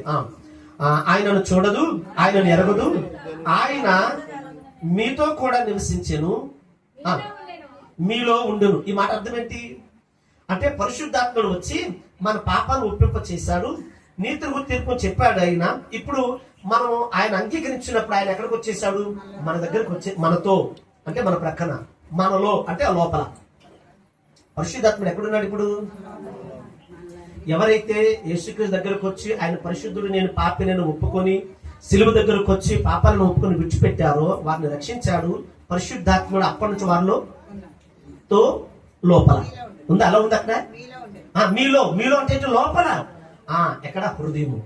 ఎక్కడ? హృదయం. మారు మనసు పొందిన వారు, రక్షించబడి బాప్తిసం తీసుకున్న వారు అందరిలో పరిశుద్ధాత్ముడు ఉన్నాడు. ఈ వచనాలు చెప్తున్నాయి. ఇప్పుడు ఆత్మను ఆర్పకుడి అన్నాడు పౌలు గారు. ఆ సంఘానికి ఏం రాశాడు ఉత్తరం? ఆత్మను ఆర్పకుడు అన్నాడు. ఆత్మను ఆర్పడం అంటే ఎట్లా? రెండు చూపిస్తాను రండి. ఎఫెసీ పత్రిక వెళ్ళండి. ఎఫెసీ పత్రిక 4వ అధ్యాయం. త్వరగా 4వ అధ్యాయంలో 30వ వచనం, దేవుని పరిశుద్ధాత్మను దుఃఖపరచకుడి. ఇప్పుడు దేవుని ఆత్మే పరిశుద్ధాత్మ. దేవుని ఆత్మే పరిశుద్ధాత్మ. పరిశుద్ధాత్మ ఎక్కడుంది? మనతో ఉంది, మన లోపల ఉంది. ఇప్పుడు పరిశుద్ధాత్మ మన లోపల ఉంది కనుక మనం ఏం చేయకూడదు? దుఃఖపరచకూడదు. ఎలా దుఃఖపరుస్తున్నాం? చూడండి, నేను వచనం చూపిస్తాండి. 25వ వచనంలో అబద్ధమాడుట. పరిశుద్ధాత్మ నీలో ఉంటే నువ్వు అబద్ధం ఆడితే పరిశుద్ధాత్ముడు ఏం చేస్తాడు? మీరు అలా చెప్తా ఉండండి. 26వ వచనంలో పాపము చేయకుడి, కోపపడుడు గాని పాపం చేస్తే నీలో పరిశుద్ధాత్ముడు ఏం చేస్తాడు? 28వ వచనంలో దొంగలించకండి, దొంగలిక అన్నాడు, దొంగలించకూడదు. తర్వాత 29వ వచనంలో దుర్భాష ఏది మీ నోట. ఇవన్నీ ఏం చేస్తాయి? నువ్వు రక్షించబడ్డావు, మారు మనసు పొందాం, బాప్తిసం తీసుకున్నావు, నీ లోపల నీతో పరిశుద్ధాత్ముడు ఉన్నాడు. నువ్వు అబద్ధం ఆడినా ఏమండి, నువ్వు లేక పాపం చేసినా, లేక నువ్వు దొంగిలించినా, నువ్వు దుర్భాష మాట్లాడినా పరిశుద్ధాత్మ ఏం చేస్తాడు? నీ లోపల ఉన్నవాడు. మీరు ఏమనుకోకూడదు. ఒక మాట, పరిశుద్ధాత్ముడు ఎప్పుడో వచ్చేసాడు భూమి మీదకి. ఎప్పుడు వచ్చాడు? యేసుక్రీస్తు పైకి వెళ్ళిన తర్వాత, ఆరోహణం అయిపోయిన తర్వాత అపోస్తులు ఇంచుమించుగా 180 మంది 10 దినాలు ప్రార్థన చేయగా, అది మేడగది ప్రార్థన అనుభవం చేయగా పరిశుద్ధాత్ముడు మొట్టమొదటిగా అప్పుడు వచ్చాడు. అది 2వ అధ్యాయం. అపోస్తుల 2వ అధ్యాయం. తర్వాత 8వ అధ్యాయం మరొకసారి వచ్చాడు. మొదటిసారి వచ్చినప్పుడు అపోస్తుల మీదకి వచ్చాడు పరిశుద్ధాత్ముడు. రెండోసారి అన్య జనంగ మీదకి వచ్చాడు. అన్య జనంగ మీదకి ఎప్పుడు? ఏమండి, అక్కడ గారడి సిమోను ఉన్నాడు. గారడి సిమోను పిలుపు అక్కడ మాట్లాడతాడు. అక్కడ మరొకసారి వచ్చాడు, అన్యుల మీదకి వచ్చాడు. 10వ అధ్యాయంలో మరొకసారి, 10వ అధ్యాయంలో అక్కడ కూడా అన్యులే, అంటే కొర్నేలి 10-11 అధ్యాయాలు అక్కడ ఒకసారి. తర్వాత 16వ అధ్యాయంలో 14వ అధ్యాయంలో మరొకసారి ఈ 4 మార్లు ఆయన దిగొచ్చినట్టు ఉంది అంతే. అప్పటి నుంచి ఎక్కడ ఉన్నాడు పరిశుద్ధాత్ముడు? భూమి మీద ఉన్నాడు పరిశుద్ధాత్ముడు. నీ హృదయాన్ని ఇస్తే నీ లోపలికి వచ్చేస్తాడు ఆయన. నీ హృదయాన్ని ఇస్తే, హృదయాన్ని ఇవ్వడం ఏంటి? నీ పాపాలు ఒప్పుకొని విడిచిపెట్టడం. మనం ఎక్కడ వరకు చాలా మంది ఎలా ఉంటారంటే ఒప్పుకున్న వరకు ఓకే, విడిచిపెట్టే దగ్గర ప్రాబ్లం వస్తుంది. ఎక్కడ?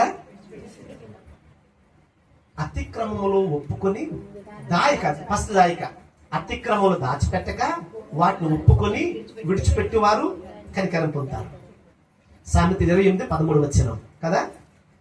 ఇప్పుడు ఎప్పుడైతే మనం ఒప్పుకొని విడిచిపెట్టామో మనలోకి వచ్చాడు. మనలోకి వచ్చిన తర్వాత కూడా నువ్వు అబద్ధం ఆడావా, మనలోకి వచ్చిన తర్వాత కూడా నువ్వు పాపం చేసావా, నువ్వు దొంగతనం చేసావా. 27 వచ్చిన అపవాదకు చోటు ఇవ్వకుండా చూడండి. 27 వచ్చిన అపవాదకు చోటు ఇవ్వకుడి, దొంగిలించవద్దు, అపవాద చోటు ఇవ్వకుడి. తర్వాత 28 వచనంలో దొంగిలికుడి, 29 వచనంలో ఏమండి? దుర్భాష అలా మాట్లాడితే ఏమవుతాడు ఆయన?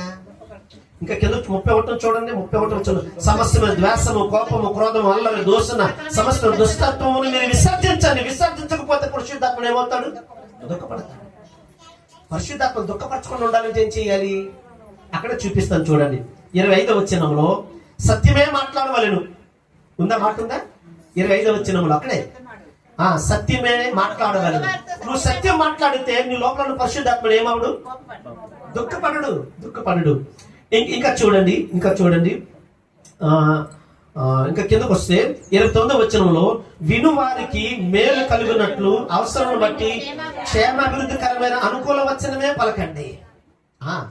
ఎప్పుడైతే నువ్వు విను వారికి మేలుకరంగా ఒక మంచి మాటలు చెప్తావో నీ లోపల ఉన్న పరిశుద్ధాత్ముడు ఆనందిస్తాడు. ఆత్మ కిందంతా మీరు చూడండి, టైం చాలేదు కనుక ఈరోజు మనం ఏం చేస్తా ఉన్నాం? పరిశుద్ధాత్మను ఆర్పేస్తున్నామా?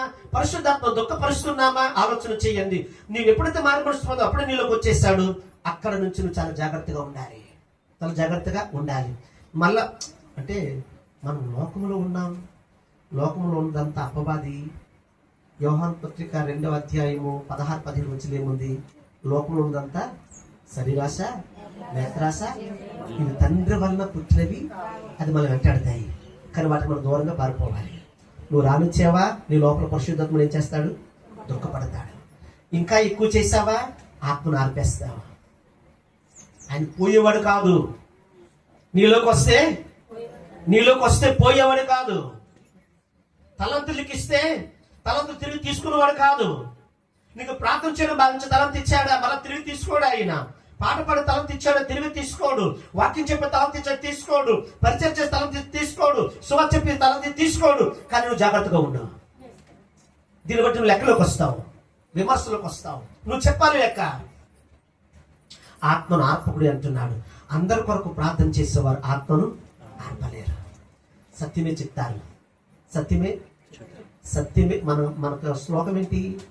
సత్యమే అయితే అది చెప్పుకోవడం కాదు, మన లోపల ఉండాలి. నెంబర్ 5 చివరికి వెళ్ళిపోదాం. నేను ఇంకా వివరణ చూపించలేను. ఆసక్తితో వాక్యాన్ని అంగీకరించండి. ఈరోజు మనం కూట్లు పెట్టుకున్నాం, నిన్న, ఈరోజు, రేపు. ఎందుకు కూడికి పాస్టర్ గారు పెట్టారు గనక మనం వెళ్ళాలి గనక అన్నట్టు కాదు. ఇక్కడ చెప్పే ఏ వాక్యం మనం ఎలాగ వినాలి? చెప్పే వ్యక్తులు వేరు, చెప్పే విధానాలు వేరు, కానీ వాక్యం ఒకటే. వాక్యాన్ని ఎలాగ మనం వినాలి? ఆసక్తితో వినాలి. ఆసక్తి వింటున్నామా? ఒక సంఘం వింది, చూపిస్తాను చూడండి. ఒక సంఘం వింది. అపోస్తుల కార్యములు, ఇది చెప్పి నేను ముగిస్తాను. 17వ అధ్యాయంలో 10-11 వచనాలు. వెంటనే సహోదరులు రాత్రి వేళ పౌలును శీలను బెరయాకు పంపిరి. వారు వచ్చి యూదుల సమాజ మందిరంలో ప్రవేశించిరి. వీరు తెస్సలోనికలో ఉన్న వారి కంటే ఘనులయుండిరి గనక ఆసక్తితో వాక్యమును అంగీకరించి పౌలును శీలయును చెప్పిన సంగతులు అలాగున్నవో లేదు అని ప్రతి దినము లేఖనములు పరిశోధించుచు వచ్చిరి. ఏ దినము ప్రతి దినము ఏం చేశారు? లేఖనం అంటే వాక్యం. వాక్యం. ఏ వాక్యం? ఏమన్నా సేవకులు ఏ వాక్యం చెప్పారో అది నోట్ చేసుకొని ఇక్కడ కాదు ఇక్కడ నోట్ చేసుకోవడం వినడం, ఇక్కడ నోట్ చేసుకోవడం, రాసుకోగలిగిన వారు రాసుకోవడం, ఏమండి వినగలిగిన వారందరూ చక్కగా వినడం. తర్వాత ఎక్కడ పరిశోధన? పరిశోధన ఎక్కడ? మన గృహాల్లో. ఎక్కడ? మన ఇంటిలో చూడండి వారు అక్కడ ఏమనుందంటే ఏమండి 11వ వచనంలో ప్రతిదినము చెప్పిన లేఖనములు పరిశోధించి అలాగున్నవో లేవు. వినండి నా చూడండి మాట. ఇక్కడ ఏది చెప్తే దానికి అలా బొర్ర ఒక్కవద్దు, పరిశీలన చెయ్యండి. ఇలా బొర్రలు ఊపేయడం కాదు. నేను చెప్పేసినా అలాగే బాబీ అలాగయ్యా కాదు, అది అవునా కాదా చూడు. ఒకరోజు నేను ఫస్ట్ బర్త్డే కూడికి పిలిచారు నన్ను. వెళ్ళాను వాక్యం చెప్పడానికి. నాకంటే ముందు స్థానిక పాస్టర్ గారు తండ్రి సీనియర్ పాస్టర్ గారు ఇద్దరు పాస్టర్లే. కొడుకు నడిపిస్తున్నాడు. నాకంటే ముందు తండ్రికి వాక్యం ఇచ్చారు. నేను బయట నుంచి వచ్చాను కనుక ఆ వాక్యం ఇచ్చారు. ఆయన ఒక 10 నిమిషాల వాక్యం చెప్పి కూర్చొని నాకు ఒక 20 నిమిషాల వాక్యం చెప్పమన్నారు. ఆ 10 నిమిషాల వాక్యంలో అక్కడ కూర్చున్న అమ్మలందరూ ఇలా బొర్ర ఊపుతా ఉన్నారు. నాకు మాత్రం రగిలిపోతుంది లోపల. అవునండి, రగిలిపోతుంది నాకు. ఈయన పెద్ద ఆయన వాక్యం చెప్తున్నాడు, వచ్చిన అమ్మలందరూ అలా తలుపుతున్నారు, నాకు మాత్రం మండిపోతుంది. తర్వాత నాకు టైం వచ్చింది, నా సమయం వచ్చింది. ఈయన ఏం చెప్తున్నాడంటే బర్త్డే కూడి కనుక మీ పిల్లలను సేవకుల ఇంటికి పంపించండి.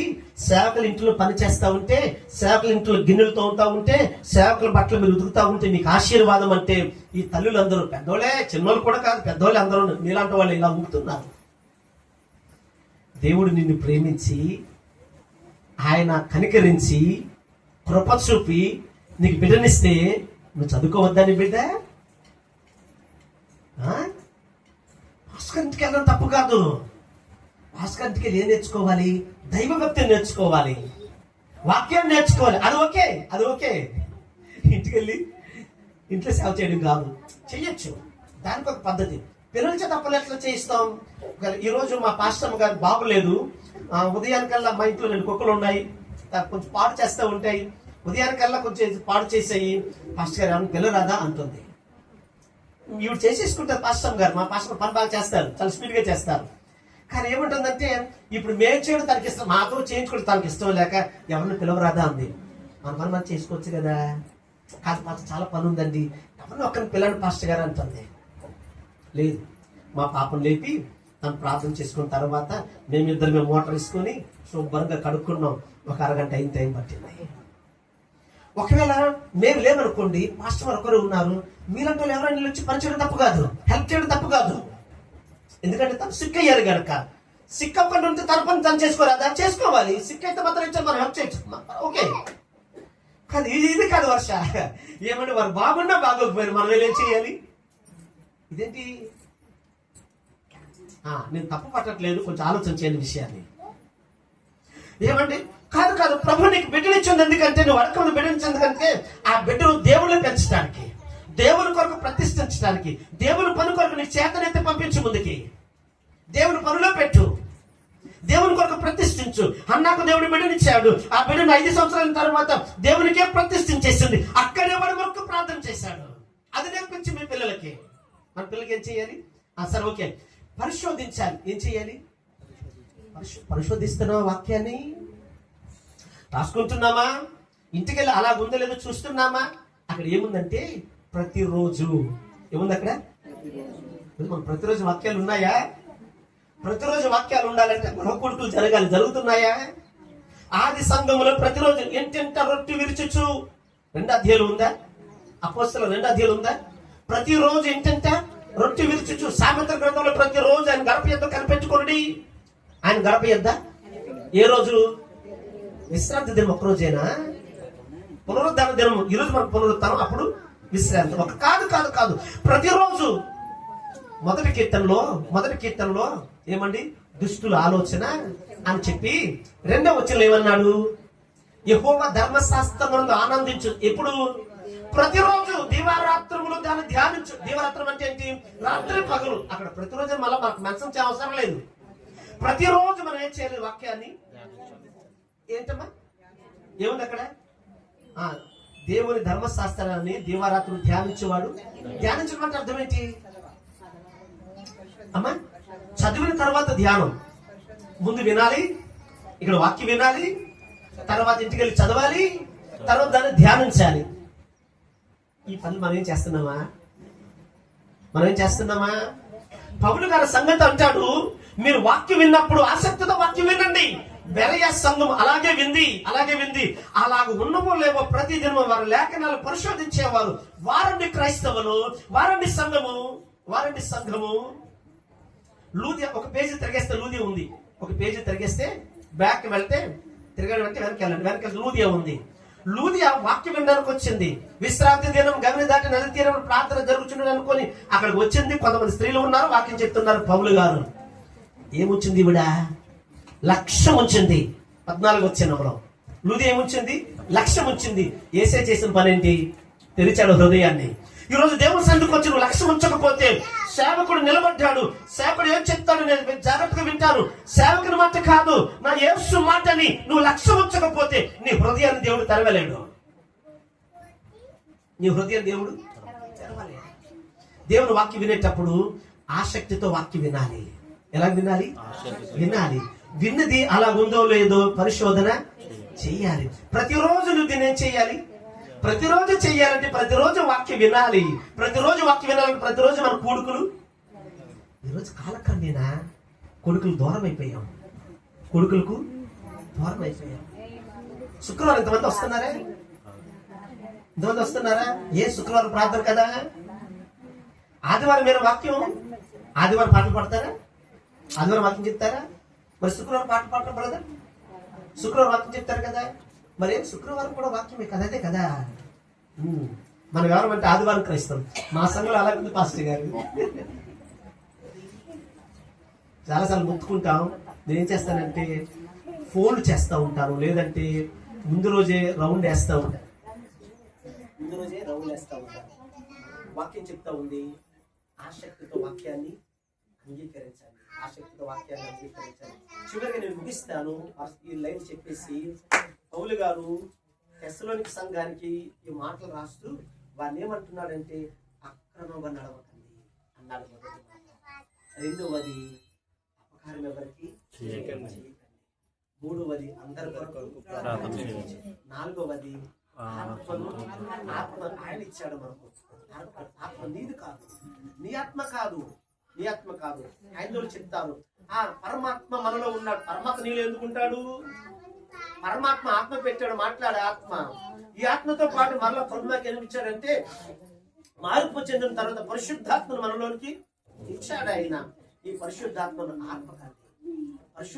ఆత్మకంటే జీవించావంటే ఆసక్తితో వాక్యాన్ని అంగీకరిస్తావు. అది నీకు, నీ కుటుంబానికి, సంఘానికి క్షేమం. అలా ఉంచుకుందామా?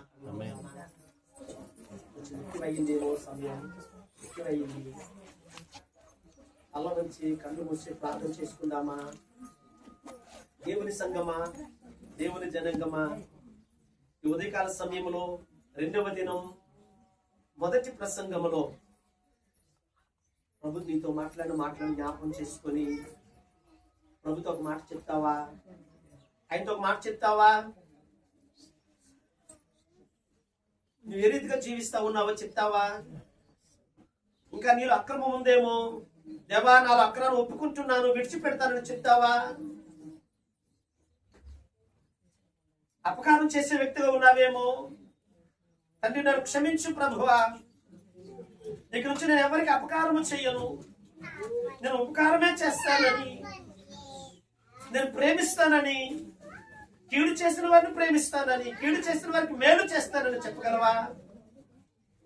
దేవా నా స్వార్థం కొరకు నేను అనుకుంటున్నాను, నేను అందరి కొరకు ప్రార్థన చేయవలసిన వ్యక్తి నాకు అర్థమైంది. నా చుట్టూ సమాజము, ప్రభుత్వ పరిస్థితులన్నీ నా ముందున్నాయి, వీటి కొరకు ప్రార్థన చేస్తానని చెప్తావు మాట దేవునితో. ఓ నెహెమ్యలాగా, ఓ ఎజ్రాలాగా, ఓ ఇర్మియాలాగా గుండెలు పగులుకొని కన్నీళ్లు కాచి ప్రార్థన చేయగలవా? ఆత్మను ఆర్పేసుకున్నావేమో, ప్రభు నీలోనికి ఆత్మను పంపించగా ఆత్మను ఆర్పేసావా? నీ చెడు అలవాట్ల ద్వారా, నీ అబద్ధాల ద్వారా, నీ దురుద్వేషాల ద్వారా, నీ అపవిత్రత ద్వారా దేవుని ఆత్మను ఆర్పేసావా? దుఃఖపరుస్తున్నావా? దేవుని సన్నిధికి వస్తున్నావు కానీ ఆసక్తి చూపించలేకపోతున్నావేమో, శ్రద్ధగా వాక్యాన్ని వినలేకపోతున్నావేమో, లోపల నాటనివ్వట్లేదేమో, అందుకే నీకు నీ దగ్గర వాక్యం లేదేమో, అందుకే నువ్వు దూరం అయిపోతున్నావేమో. బెరయ సంఘము ఆసక్తితో వాక్యం విన్నారు, అంగీకరించారు, పరిశోధించారు, వారు ప్రతి దినము పరిశోధించారు. మరి నీ తీర్మానం ఏంటి? నీ తీర్మానం ఏంటి? ప్రార్థన చేసుకుందాం.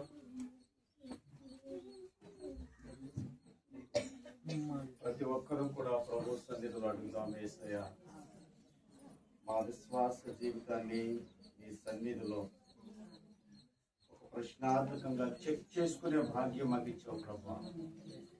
వాక్యంతో మేము పరిశీలన చేస్తూ ఉన్నాం, వాక్యంతో పరీక్షిస్తూ ఉన్నాం. చెప్పబడినటువంటి 5 విషయాలు మనం మర్చిపోకూడదు. దేవుని సన్నిధిలో శక్తి కలిగిన వారిగా మన జీవితాలు కొనసాగవలసినటువంటి అవసరం. దేవుని వాక్యం మనకి చెప్తున్నటువంటి మాట, ఏదైతే మన దగ్గర క్రమం లేని పద్ధతి కనబడుతూ ఉందో, ఒకవేళ అది మనకి ఆ మనసులో ఒకవేళ ప్రేరేపణ కలుగుతూ ఉంటే, దేవా నేను ఈ రీతిగా క్రమము లేని పద్ధతిలో నేను వెళుతూ ఉన్నాను, నన్ను క్రమపరచాలి. ఈ